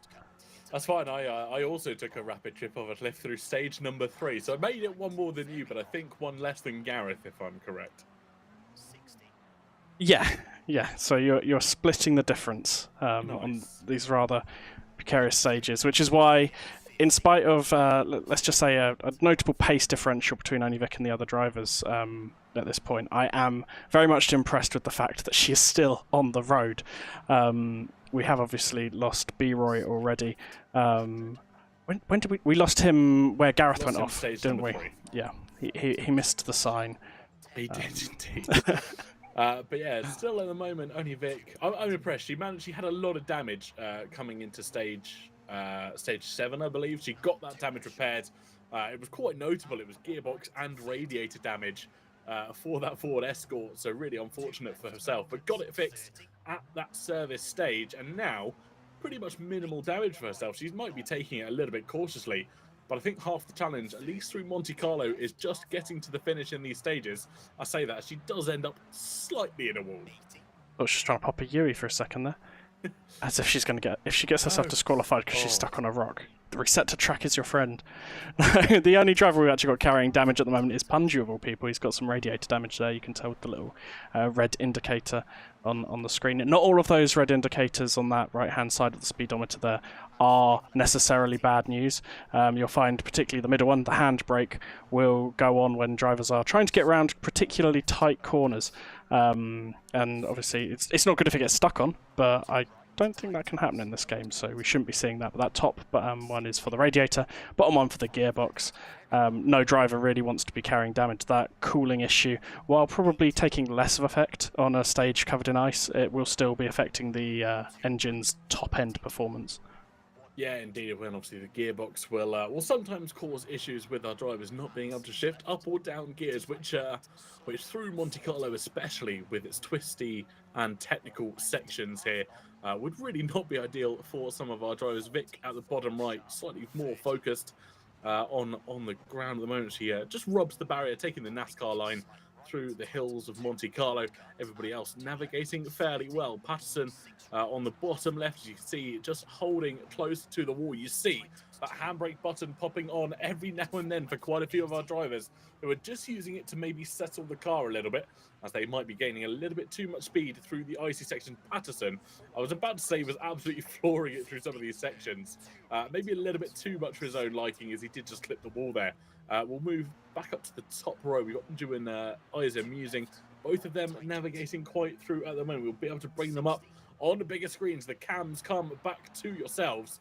And with a world record time of 11 minutes, I don't think either of our drivers are making it. With Isa Musing, he is absolutely sending it through these corners. Snow covering the track here. Sorry, covering the roads that they are navigating their way through. He's got 40 seconds to make it to the end of the stage, and I don't think he's going to make anywhere near world record time. Punju, on the other hand, has about 15 seconds, and he equally is not making world record time, so it won't be top of the standings here for Isa Musing. I'm not guaranteed of that. He'll probably pull one out the hat and put it top anyway. He's running about 30 seconds ahead of Punju based on the split time that I managed to catch on the way through. The guy is just rapid. I mean, flipping heck, you're getting close to those walls. I'm glad that we're not running Patterson's camera on Isa Musing's car, let's just put it that way, because that bumper cam scares me. Even when you're going at relatively sedate speeds, it looks like you're flying through the Death Star trench run, you know? It looks rapid. It really does. I actually really enjoy that Patterson's running the bumper cam or the nose cam, as I think some people call it. It really gives you a true test of speed. I don't know why he's running it, because surely it misses so much of the car behind him. It must be hard to judge just how wide that car is. Vic, on the other hand, just doing a bit of weight saving as she finds a radiator issue for herself. And getting rid of the bonnet is probably a good way to start to cool that engine down. You don't have to worry about airflow if air can just get freely into that engine bay. It's nice to lose the bonnet quick if you're going to lose it. I think I was driving for the best part of 500 meters through Kenya with the bonnet up in my face, unable to see where I was going, and just hoping for the best that my co-driver was accurate with where the corner was. So, you know, if you're going to lose it, best that it sort of pops off and disappears as Patterson's drifting through the corners now. thankfully a little bit further away from the wall than what we were seeing earlier with Eyes Amusing, who should be coming close to the end of the stage now. No, still a sector off. As Punju loses the rear end there. He does. Both... I don't know how much damage Eyes is carrying here. Obviously, we're not able to see. We might be able to if I push this button. Or we're going to switch to a different. There we go. No damage. Well, minimal damage at least for the Peugeot. No significant radiator or gearbox damage. Any significant damage he may be carrying is emotional at this point. Or mental with the toil and turmitude. Turmitude? That's not a word. It is now. Welcome to TK Makes Up New Words on the WRC broadcast, ladies and gentlemen. Oh dear. Sorry to have lost you so early, B-Roy. We did catch you doing a little bit of what I assume was practice for next week, but I'm not going to lie, I do only boot up the game to do the preview stream, so I genuinely have no idea what stages you were on, but it did look like you were having fun at least. Yeah, as long as B-Roy's enjoying himself, that's all that matters, right? I have no idea what's in... Ooh, slams it into a wall there. Definitely lost a wing mirror, I think, for himself. Yeah, breathe. Yeah, breathe. You can see the focus. He's really fighting the car now. I wonder if there's a little bit more damage than was initially shown. Maybe a front left puncture, because it's definitely steering more right than he'd care to admit, and definitely steering left is a lot easier than right. That is some key metrics of having a puncture on at least on the front left here. So Eyes Amusing definitely carrying, I think, what might be a puncture or suspension damage on that Peugeot. He's not got long till the end. This could be crucial. He's just got to make it till the end. Definitely fighting with the car. As Punchy spins it. Oh, he does. He's managed to keep it on, though, with the cliff bearing him down on the right hand A little side. smirk from Punju. He's impressed with his own catch there. I saw one earlier on where he caught it very quickly as well. I think it's a critical thing in rally. You know, if you're going to have a spin, make sure you recover it as quickly as you can. That's very true. I want to see how much damage Eyes Amusing has here. He's definitely got a front left puncture. That car is pulling to the left hand side, clearly after the smash with the wall on the left hand side there. See if we can catch it before the scoreboard comes up. No, scoreboard already. I missed it. Doesn't look like it. It might just be the way he was drifting it through the corners, and the weight of the car shifting around made it look unbalanced. We'll keep him up just so that we can see his time while we have Punju cross the... Well, Punju... Sneaky. He's debating whether to do it or not. He's umming and ahhing. He's like, should I, shouldn't I? Don't do it, Punchy. Don't do it. Honor. Go off the track. Honor. Go off the Honor. track. Keep your honor. If you finish the stage, like, we're not gonna be not like. If you finish the stage and claim that you're really fast, that doesn't count now because you reset to track. He knows it's coming. No, boo. Reset penalty of 8 seconds. You got off lightly there. And during all of that, we did miss where Eyes Amusing was relative to everyone else on the leaderboard. Unfortunately, it does look like. Can I not read? P4. Oh, it normally highlights, but obviously he's scrolled away from that in the meantime, so I couldn't see him. And where does Punji come out? That looks like P29, 30, 31 for Punji. 31, yeah. Yeah. Let's catch up with the guys who are elsewhere on track. Indeed. So Pudson not far off and actually on a very respectable lap time or sector time at the moment. Only Vic having a bit of a more casual drive through the Monte Carlo hills here, I fear. I think we don't want to leave Aerotech out, so let's go to the 4-wide shot. I appreciate we're going to have Punju up in the top corner because obviously we lost B-Roy, so I don't have a driver to fill that gap, unfortunately. But yeah, it's nice to get as many drivers on screen as we can. Looks like Aerotech and Patterson running reasonably close on track, if not on time. Patterson seemingly picked up some penalties on his drive in the... I was going to say the Monte Carlo countryside, but I'm actually not sure if that's where they've ended up at this point, right? Do they venture into France a little bit and then out again? Isn't all I think all Monte Carlo is just France. No, I can't say that because that'll start some political thing that I'm not ready for. We'll call it Monte Carlo countryside. If they're racing in Monte Carlo, it's got to be in Monte Carlo, right? I would hope so. I'm just obviously it's a shame that we've lost JP from our our audio audio channels and unable to reconnect due to Discord server issues, because I'm pretty sure he'd have had a note that would have told us pretty damn quick, because the guy is a font of knowledge and he does do his research. Unfortunately, obviously, I've done absolutely zero prior to just jumping in to give you someone to bounce off against. So I've done little bits, but all I assume was if we're racing in Monte Carlo, we're racing in Monte Carlo. But Patterson will be coming across the line at 15:46 for himself, I think. Or was that a 6? Yeah, 15:46. Aerotech just above him. Won't be far off that lap time at all as he heads down the final few sections of this track. A slight right to go for himself. And then a crest, and that will pretty much be the stage for himself. So Patterson finds himself in P62 on our current leaderboards. And where can Aerotech put himself as he rounds the final few corners? Oh, into a tree. He's lucky not to barrel. how is that only 9 seconds? How is that only 9 seconds? How did Punja only got 8 for his reset though? Oh, I think it was 9 as well. Oh, okay. I'm not sure. I won't pretend to know how the penalty system works, because in Africa I got a 30-second penalty for mowing down a crowd. Completely by accident, of course, but Yes. I would have thought it would be notable numbers of years in prison for such actions. But Yeah, it depends who you are in the world. But yeah, 30 seconds was deemingly an acceptable penalty there for WRC. As they say, motorsport is a dangerous spectator sport. and so we've got Icemusing and Punju out on the next. I'm going to say the next stage because I am really bad at keeping count. I'm hoping Stage number 9. Stage 9. Wonderful. So penultimate stage here for Monte Carlo. And Excellent. Pradalat, I'm going to pronounce it as. So pulling the overall standings so far after stage 8. Icemusing is currently running 3rd, and he is 26 seconds off our overall leader, who is Vlembar. The top 6 all running in that Peugeot 306 Maxi, so clearly the car of choice. Indeed, it was, and the French car in the effective French hills. This could be the crucial one. We might have an issue. Well, we might have an answer for JP. We've had the Australian pose as a question. He's had a guess what put in the chat, so we might have some success in getting back in the booth. Didn't work. You really set us up for excitement there, and just took us to failure. I was hopeful, but you know. I can afford long distance calling to Australia. I just get them on my phone.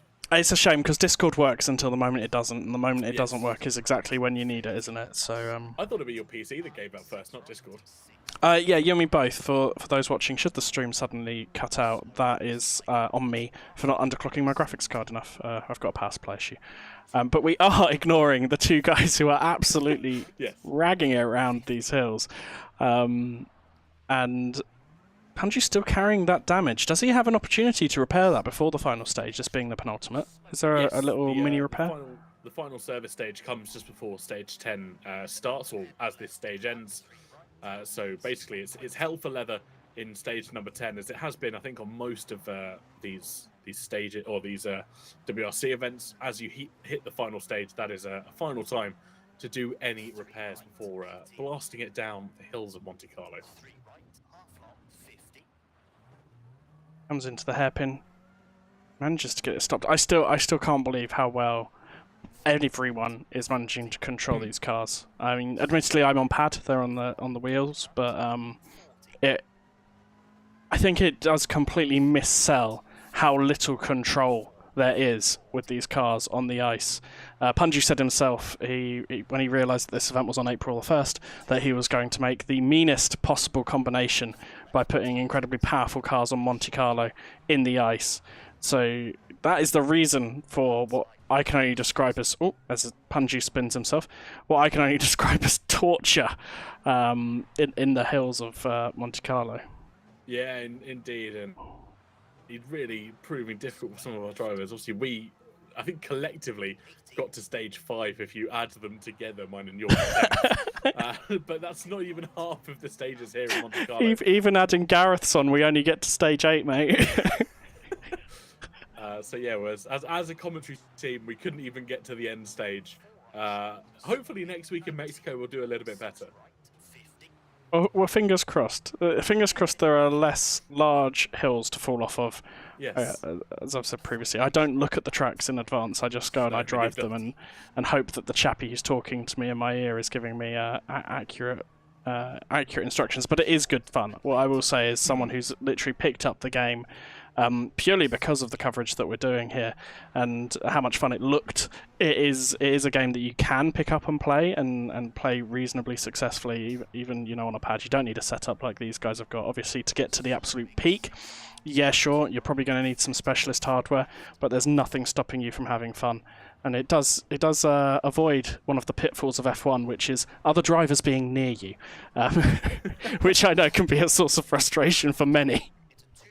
Yeah, very true. I think I'm gonna share your sentiments. It's been very fun just picking up the game as a result of watching or getting involved in these broadcasts. I'm also on controller, and yeah, there's no one else to contend with apart from your own lack of skill through all the hills and all the stages here in WRC. There's a multitude of different cars to select. We're in the F2 kit cars at the moment, not to be confused with the Formula 2 cars, which aren't available in this game. That's in our other broadcast on a Saturday night or Saturday afternoon, depending on where you are in the world. But yeah, nonetheless, these guys absolutely smashing it out here through the stages of Monte Carlo. They're going to go from F2 cars this week to Group A cars next week. And it's going to be a real change in driving ability, I believe, four-wheel drive for most of those Group A cars. Apologies, mate. I'm just glancing because we've had the what's the word? The doctor has made the call, and JP is not going to be able to rejoin, unfortunately. Pronounced dead at 4:14 a.m. local. So you know what? I just want to shout out. I shouldn't really be calling him JP, but it's what I've decided to call him because he's alongside TK, isn't it? But yeah, just want to say thanks to him, obviously, for all of his efforts, especially at such a early hour for himself, and sort of coming on board and obviously doing all the homework and the research that he brought to the first half of the stream. And it's really appreciated. Get some rest, mate, and obviously not your fault. Yeah, exactly. And it's one of those issues, and he has been a bank of knowledge all throughout the first few stages. But here we go, back to the 4-car split. Aerotech, Punju, Eyes Amazing, and Patterson. Not in that order, of course. I thought I'd just keep you all on your toes in the broadcast. All of them on stage number 9 here.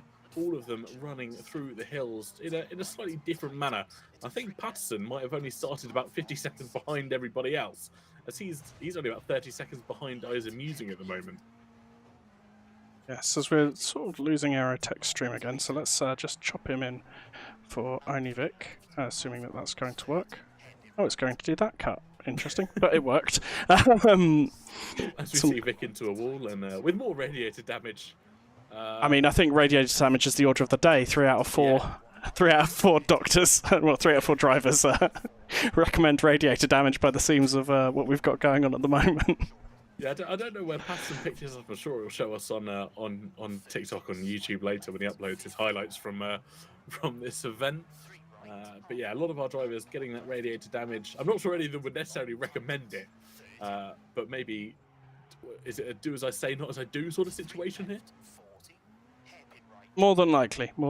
I'm amazed that Patterson's obviously started picking up the handbraking around corners so quickly, because I'm pretty sure he hasn't been doing that on previous weeks. But as you can see, as he goes through that hairpin, he's deploying the handbrake quite liberally now. I think the question mark for me is now whether that is where the other drivers are choosing flipping heck, as he goes very close to the wall, choosing to deploy the handbrake as well, because I really don't think Eyes Amusing or Punju are utilising that handbrake quite as effectively as Patterson, as he throws the car down this hill. Yeah, he's really finding some time in WRC here as he just scrapes the wall a little bit. But yeah, like you said, using that handbrake with a good bit of efficiency, using it to get the car rotated, essentially locking the rear wheels enough to get the back end to kick out, and then you can start to apply the power again in the front wheel drive cars, and that will basically drag the car right off the line whilst keeping the revs high and not losing too much of the momentum. I think he's not far off catching some of our front boys here for higher up places in the leaderboards of this stage. Yeah, he's doing incredibly well. Oh, he caught that well. Did we speak too soon? It was very close. He went very wide and off a mini cliff, but back onto the road.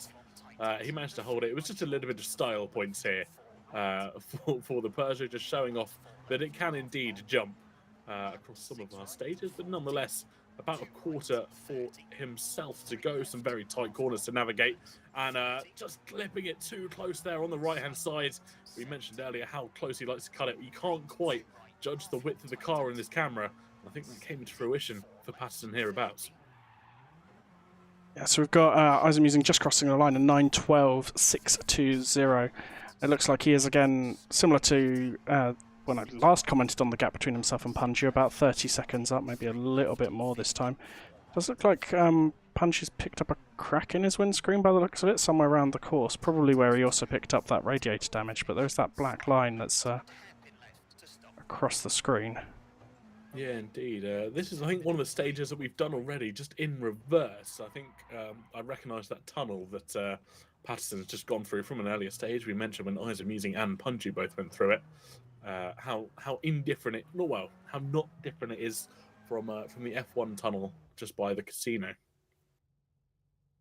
Indeed. So let's go to the bottom two while I prepare to potentially attempt Discord once more and see if we're able to have a chat with either Punji or Isam Musing when they unmute. So just be prepared for that, TK. I might suddenly ask you to swap across, but yeah, Patterson is not far off completing this final stage. A couple of left-handers to go for himself. Oh, just gets the handbrake on well enough there. Gets the car rotated. I think he'll be happy with this time. A little bit of a clip of the barrier there just to finish.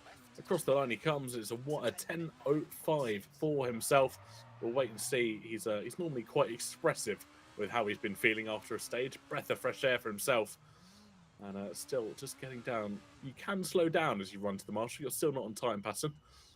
And I think we will try to talk to Isam Musing now. So TK, do what you need to do, and I'll swap us across. Well, hopefully Discord still works this time around, and we have got Isam Musing back in once again. How did that stage go for you? Back up into P3 of the event. Obviously, event 4 of 8 in this complete championship. How's it been going for you so far? I must say that the car has been really consistent to drive. Honestly, I normally struggle with front wheel drive a little bit, but this is the most fun that I've had in a front wheel drive car for some reason. Like it feels flowing, it feels natural. I'm experimenting a little bit with the techniques in every single stage, and again, the winter tires work a lot better. Who would have thought again? But yeah, I'm having a lot of fun. It's just amazing, and I like the high speed tempo of the event as well, because it's really challenging to sort of mentally reset after like a long difficult stage where maybe you were too cautious or made a mistake, and you've just got to force yourself, right, I've got to just go blast flat out and see what I can do about it. Indeed, and obviously, like you said, the tyres working a little bit more of a dream this time around with the wet weather, with the windy and wintry conditions. You got one final stage to contend with. Where's your mind looking in terms of that? Obviously, you get one, I believe. You get an opportunity here to service your car, I think, if I'm correct. Yes, you do. Yeah. Just I think it's a short service, if I remember correctly. So not much time to repair any damage. But thankfully we've kept it mostly out of the barriers somehow. I'm not sure how I've done that, but anyway, that's good. So we'll see. I might make a few setup changes as well, because I've been given some tips from some very fast drivers who are currently in front of me on the leaderboard. So yeah, maybe I'll take their advice. Who knows?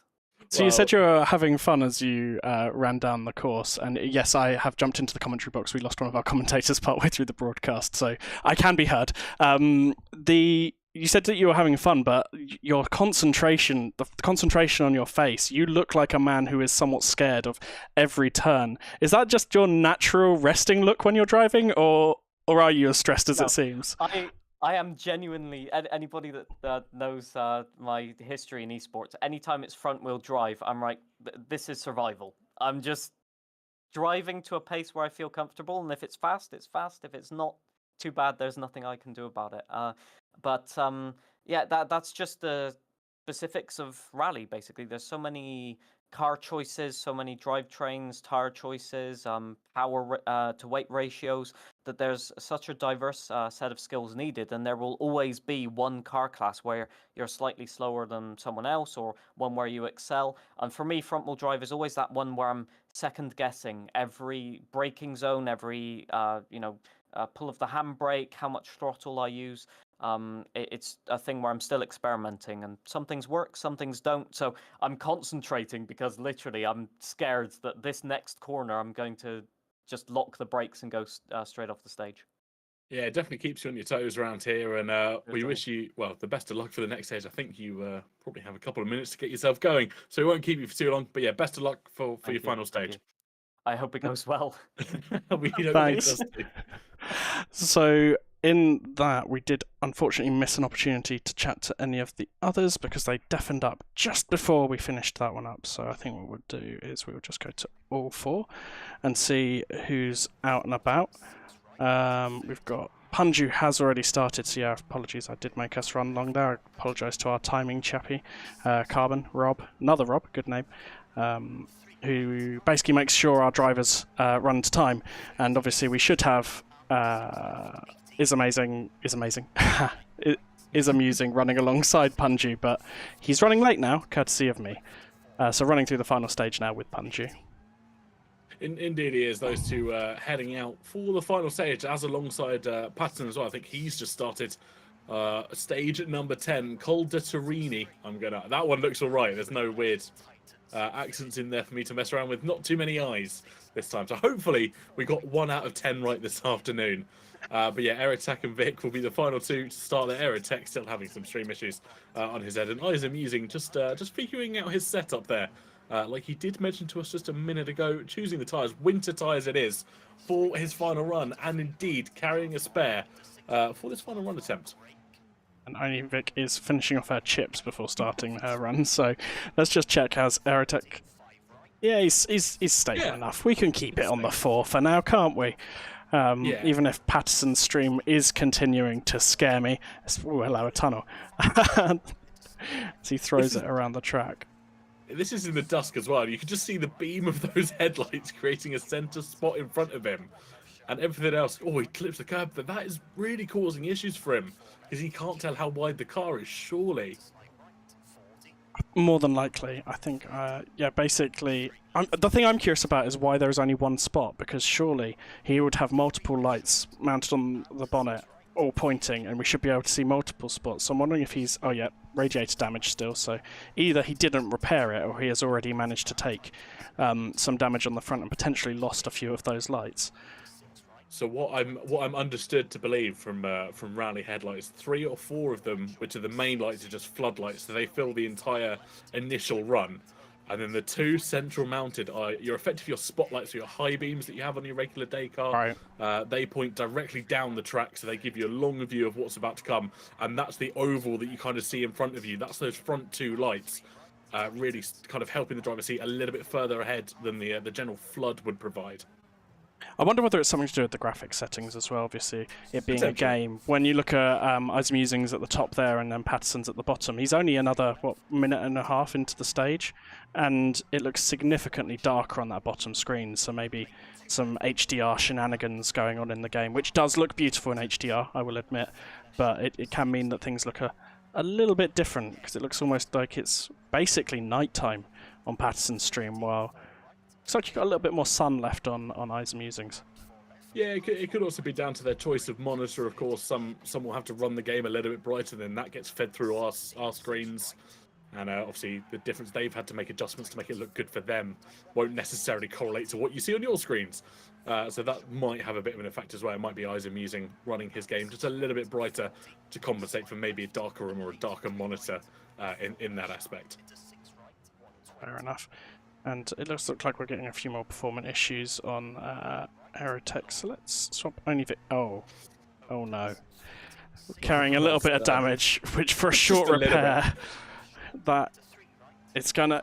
I mean, she's gonna make it to the end, more than likely. Yeah. I don't think there are that many places without walls that can save you on this track, so she's gonna make it, which is more than I can say for myself, but yeah, not ideal going into the last stage, carrying I think no part undamaged, considering the car does not have a turbo.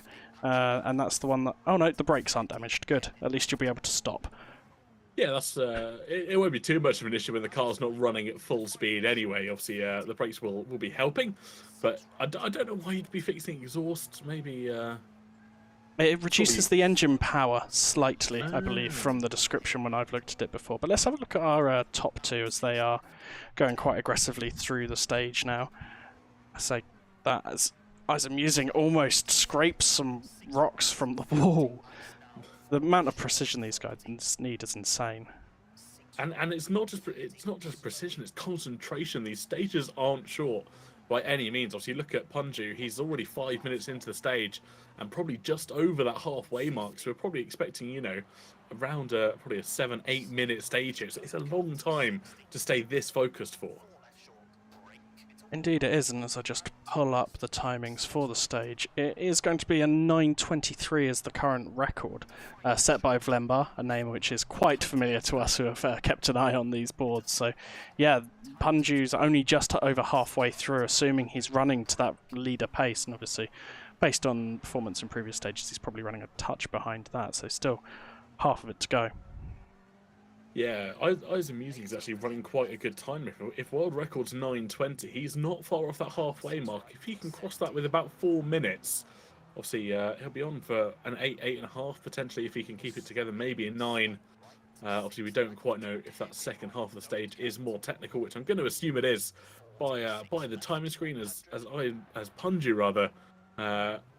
Getting a little bit loose there, maybe a little bit distracted as he's run through the stage, or has he got damage?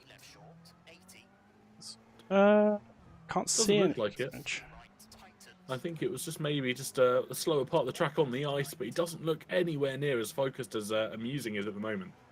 Yeah, I mean, it's worth bearing in mind that there is damage that is not shown on Yes. the indicator on the right-hand side. For example, if you have a puncture, it won't be shown unless you stop, and then you'll see a nice big yellow exclamation point over your sort of gear, your speedometer, where you can then make the choice to change that tyre for, I think it's a 90-second penalty, which is Yes. still very quick for changing a road tyre, when it's the crew, the driver and the co-driver who are having to change it themselves, not a F1 style pit stop where you've got a whole crew on hand to whip it off and throw it back on for you. But yeah, it's just important to note that they might be carrying damage that we're not aware of. It looks like Punju has lost his focus a little bit, with the way he's slid a few of the corners there, but fingers crossed he still comes across the line with a good time.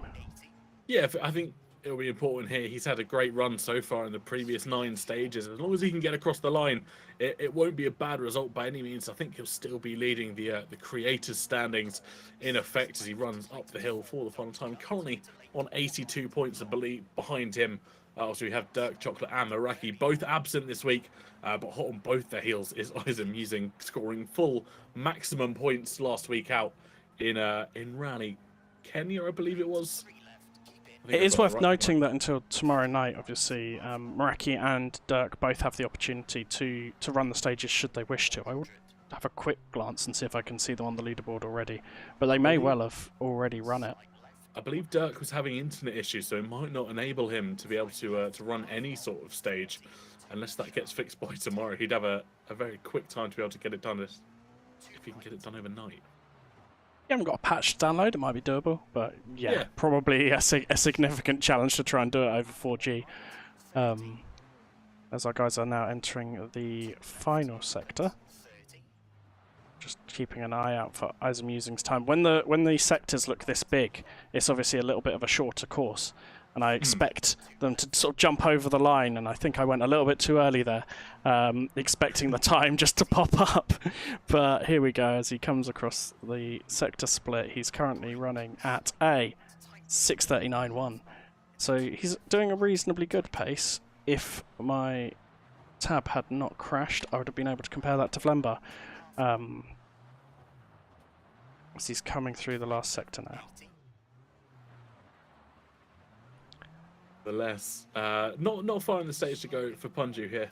Running up the hill, equally just crossing the final stage marker is Eyes Amusing, about a minute and a half, 2 minutes behind at the current moment in time. Yep, and I think I'm just going to have to ask you to swap your audio again because we lost you for a second there.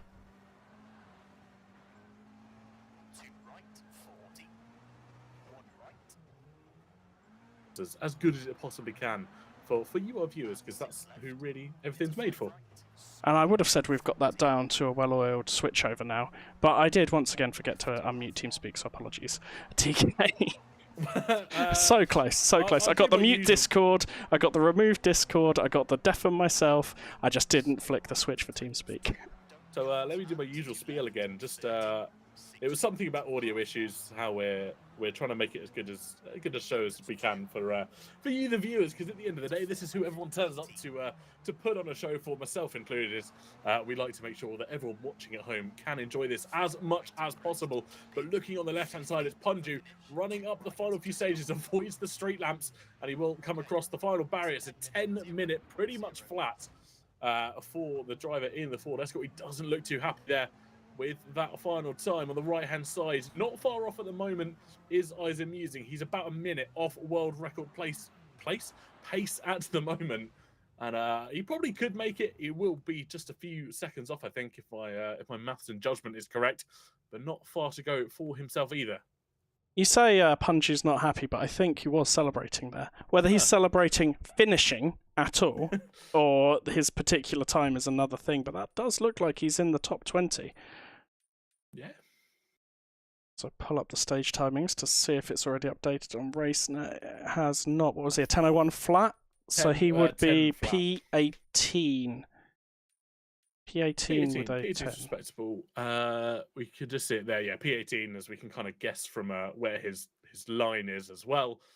But we're watch on as Isaac Musing could come round and actually set the world record. He's got about 10 seconds to go. Not far left in the stage at all. I might just miss it by a couple of seconds. It will be very close, though. Up the hill he goes, right-hander to contend with. I think he's going to miss it by about 5 seconds here. Oh, he's going to miss the finish line full stop. Oh, no, he got it. Counted. He did what I did in Africa. I managed to spin the car and reverse into the finish line, and it counts as you breaking the split timing line because it's the flag signs on either side that count for your split rather than actually going through the gate itself. I remember Gareth being quite upset about that at the time. So was it a 9:27 for Isaac Musing? Again, about 30 seconds off ahead of Punju's time. We'll wait and see where that puts him as he pulls up to the marshal. He's just stopping and waving to the crowd. I thought he was going to give us some donuts there.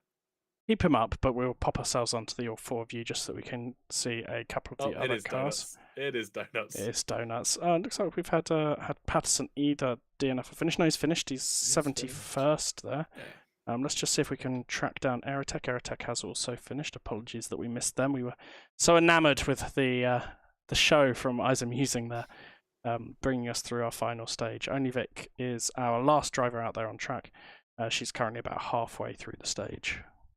Indeed. I don't know if we'll be able to get interviews with the tech issues, but just to update you, Isaac Musing did go P2 in that final stage, I believe, with a 9:27.1, about 5 seconds clear of third place, but again, about 4 seconds off Flembar with that world record. Well, not necessarily world record time, but currently leading the Creator Series WRC clubs. And, I think what we'll do is we're going to try. Let's try and have a conversation with Punju at this point. See if the internet gods are going to be willing to allow us to speak to him. Punju, can you hear us and can we hear you? Is Discord behaving? I can hear you. Can you hear me? We can hear you loud and clear. Hey! So you finished off. Apologies, we didn't actually manage to catch where you ended up on the overall board. So if you wouldn't mind just filling us in with how you're feeling about your result today. Yeah, I'm feeling great. Obviously second place because Isaac Musing exists. But I'll take it. I thought I did pretty well. I went without any punctures. I didn't get terminal today. This stage car combo was supposed to be as cursed as possible. It was my April Fool's joke to the entire Creator Series club. And it seems like the only one who was fooled was me. But you know what? And we have lost Discord audio now, so unfortunately I'm the only one who can be heard in this intervening moment until we start hearing Panju again, because he is looking confused. There we go. I believe we've got you back now, Panju. Discord audio has been cutting in and out the whole time because I can't get you guys into the alternate channel. I'm afraid we're just going to have to poke up with it. So please do continue with whatever it was you were saying. No worries. I mean, it was great. It was a lot of fun. I put this car track combo to be an April Fool's joke for the entire Creator Series Club, but it seems like I'm the only one who was fooled. It was really rough. And we've lost you again, I'm afraid. Okay. I think, TK, what we're going to have to do... Final couple hours, but still not done. Okay, yeah, we did lose you again, so I'm afraid I think you're going to have to be our only interview of the day. And, I mean... Rip. Do you know what? We'll try it with Izamusing just because I do want to hear his thoughts, because you are coming in and out and we're getting intermittent bits of audio, so maybe we can get a quick chat in with him before Discord decides to finally bite the dust. But thank you, Punji, obviously, for all you do organising the Creator Series each week, for this notable April Fool's joke that caught me out. And yeah, hopefully we'll hear from you next week with notably less technical issues. Yeah, so it'll go great. Well, I mean, technical issues, no, but driving issues, yes. Next week's gonna be gnarly. Thanks. Gnarly. Thanks, guys. Cheers. All right, let's try it. Here he comes. Let's try Izamusing in. If my drag's not working, mate, could you try it, please? There we go. Oh, there we go. We got him in. Izamusing, taking P2 there in the final stage. Hey, congratulations on that. We were kind of watching you along, hoping you might be able to pip Vembar to the top spot. But talk us through how that went for you, and if you managed to see where you came overall in that stage. Well, I am very surprised at that stage time. I think it was 3.5 seconds. See, the Discord audio is cutting out again. He was basically saying 3.5 seconds off the top.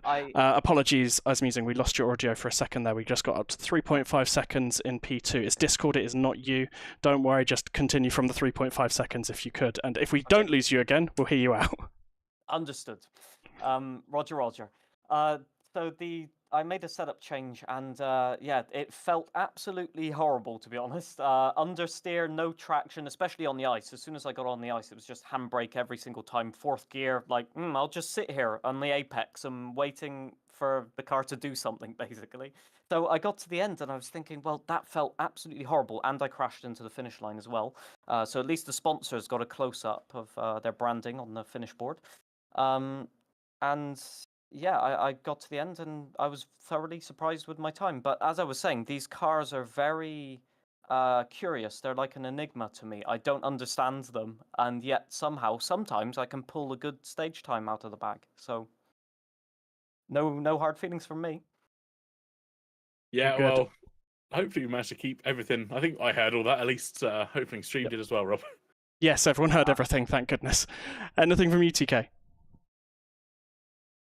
And now we've lost Discord. Of course we lose Discord. Right, we got all of that, and then when you started your second answer there, I'm afraid, we then lost you. So let's go again. Try again. We're going to muddle through this. It's might move my microphone a little bit. It might be my microphone. Who knows? It's not. It's Discord, mate. Trust me. Okay, fair enough.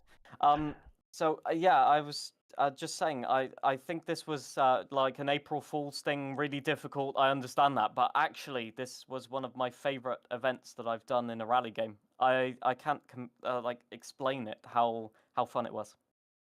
We're pleased to hear that. We do still have Only Vic out there attempting to bring her very damaged car across the line. But credit to all of our drivers who did manage to finish, most notably, obviously, Izamusing finishing top of our creators' standings. And I think you're mining your way into that lead that Punji built up from a non-attendance perspective. Do you think you can take it to him with the number of rounds we've got remaining? Oh, I don't know. Consistency. All it takes is one DNF, as you know. It's a very, very tricky thing in rally, and there are some locations where you can just get a puncture or just damage the car so badly at the start of an event that you can just drop down the order. So I need to have the pace and I need to have the consistency, and that is a real tall order, basically. But we'll see. That's fair enough. Anything else from you, TK, or shall we let As I'm Using not have to try and get through another answer without Discord cutting him off? Yeah, we'll let you go this time, but we expect to chat to you next time around Mexico. No worries. I just want to say thank you ever so much for another great event. I've thoroughly enjoyed being part of it. Thank you for Thank being you, here. and thanks for being here. Yeah. Thank you. Right, we may be coming back to the two of us, with me definitely not dressed for a stream. There we go. Hello. We have Rob on camera. Look at that. Definitely not planning to be on camera today, but here I am. We have got Only Vic, who is nursing a very, very heavily damaged car back round on the final stage. If actually, you know what, let's give her a little quick hello if I can find the appropriate button, which I can't right now. There it is. She's just managed to get it across the line to stop by the marshal, and while the time isn't impressive because of the amount of damage she's carrying, I think that car only has a few factory spec pieces left on it. The fact that she's managed to finish, I think says it all. That slow and steady means that you actually get to be on the standing spot. Indeed, it does, and you can see the celebrations there for herself.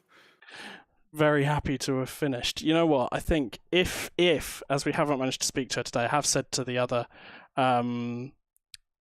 drivers that we're not going to do any further interviews because of the audio issues. But if she does undeafen, we will grab her in, but we'll just give her a couple of seconds to see whether she wants to do that. No, I think it's not worth it, because more than likely we're going to end up with more audio issues. So I tell you what, TK, if you want to flip your audio over, then we can continue this conversation on TeamSpeak, and hopefully everyone can hear you loud and clear right now. Well, I'd hope so. They've had to put up with my voice for about 3 hours so far, so what's a few more minutes? No, I think, 5 finishing out of 6, honestly, I would have expected less. I genuinely, when me and Gareth ran it earlier in the week, and obviously yourself, all three of us DNFing, I thought we were going to see an attrition rate where we were only going to have sort of 3 drivers for half the event. So obviously credit to our drivers for making it across the line. What's your thoughts? I think my immediate thought is I owe Pato a gifted sub, because I bet him that he wouldn't finish. So that's the one straight off the bat. But no, massive congratulations to all of our drivers for completing the stages. Obviously, commiserations to B-Roy. It was going so well until it didn't. But we look forward to having him back next week around Mexico in those Group A cars. And everyone else, I'm sure, will be putting in a lot of practice as they return to solid ground once again. I think we can see, yes, the final standings. Is that the overall final standings? I think it's overall standings. No, that's is it? That's not right, though, is it? Because I thought he was only 3 seconds off the top, or have we had someone come in? Since we've finished, he says, now trying to refresh it and finding that it's not going to behave. I could have sworn he was P2. He's now P3. I think he was still on the final stage. Not overruled. Interesting. And you are now going robotic for me on TeamSpeak. So I think, without further ado, where can people find you, TK, in the hopes that your audio is going to hold out long enough for you to be able to run it off? Fingers crossed. I'm at the Mousmeister on 90% of things, or at TK on comms on Instagram. All of them have my link tree in, so you can find each and every one from whatever you choose. Do you have JP's details? Because I do think we should call him out. I have him and on give TikTok. him credit. Hold on, let me find that. In the meantime, you can find me on A Space Ghost on Twitch. I stream the behind-the-scenes content normally, because I'm normally not showing my face. I've got a face for radio, in my honest opinion. But yeah, basically, I run behind the scenes and do production on Creator Series alongside Gareth, who you would normally be seeing in the comms box. And TK, have you managed to grab our good friend JP's details? I found his TikTok. He's at JP_M013. So I think he's recently made it. He's only got a couple of videos on there last couple of days. So go give him a follow, because he's a genuinely nice guy, and it was just audio issues that prevented him from finishing this afternoon. completely outside of his control, obviously, to have those audio issues. Discord sometimes is a little bit of a finicky beast, which is why we have the TeamSpeak backup. And we tried to get him back in, but unfortunately things weren't lining up this week. But obviously that's another week of the EA, what is the full title of this thing? EA WRC Creator Series. Is that the right way around? I don't know, because I'm not briefed with this, but you all know what we are. You're here, aren't you? The handles are all up along the top there. Which is the next track in the Formula One? What are you next going to be live with, TK? I'm putting you on the spot. Japan for Formula 2. I think it's the same for Formula 1. Let me just double check that.